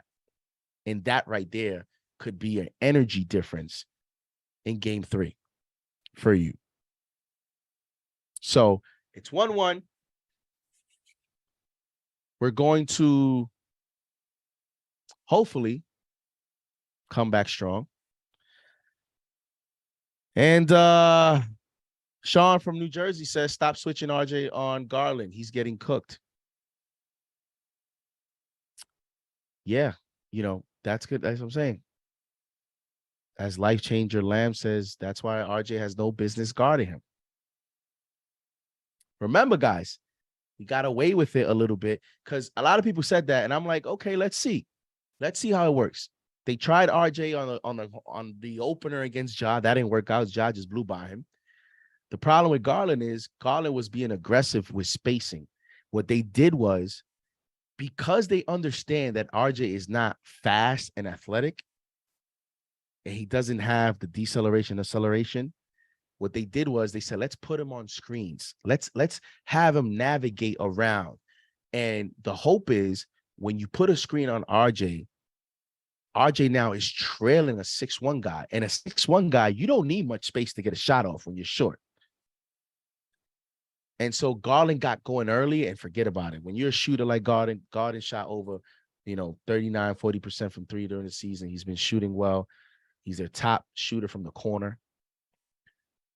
It's just Thibodeau now is going to have to make an adjustment and see if you're going to put Garland, if you're going to put RJ on Garland, you're going to have to, either have RJ press Garland a little bit more and run the risk that Garland's going to go by him and rotate, or trap Garland on screens, on pick and rolls, or you're going to have to go Brunson on Garland and go position to position, because the Cavaliers found something tonight.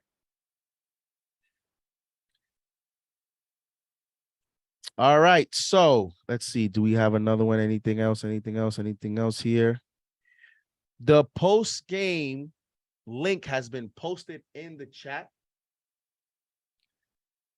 Post-game link has been posted in the chat. I am going to end this here in a few moments. Click the link. TM just posted the link, pinned it in the chat for post-game. Knicks lose, 1-1 series.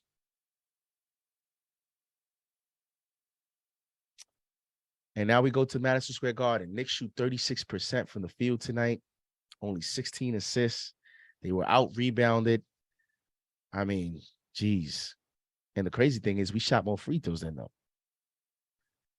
Don't even bother putting that RJ graphic up there. Over 1,000 in the chat. Just before we leave, guys, let's see if we can get to 800 likes. It's only 57 likes. And there's over 1,000 here. You can give me 57 likes.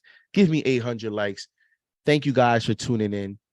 Thank you guys. Save your takes for postgame. Make sure you give us, you call us on the postgame show. Save your takes. I want to hear from you guys. I want to hear the frustrations. And most of all, I want to hear what you guys think we should do. And we had 18 turnovers tonight. Just not good, man. Thank you guys. Thank you, Eddie Suarez. Thank you for tuning in. It's not easy doing this thing on a loss like this. Pretty tough loss. But, we won't sleep great tonight. We'll decompress tomorrow. Thursday, we'll be back to getting hyped for Friday. And then Friday, we'll all just forget about it and just focus on game 3. And if we win game 3, then I think if the Knicks can win game 3, those of you that pick Knicks in 5, that will come alive again. That will be alive again. That will be alive again. Win game 3, Knicks in 5 is alive again. So here we go. That's why we're here. Thank you guys for tuning in. JD Sports Talk here. JD, play-by-play. See you guys on Friday. We might do a pregame. I know CP is going to go at the game. I'm going to do pre. This is fine. I'm going to do a pregame. We might be at Mustangs and Harry's.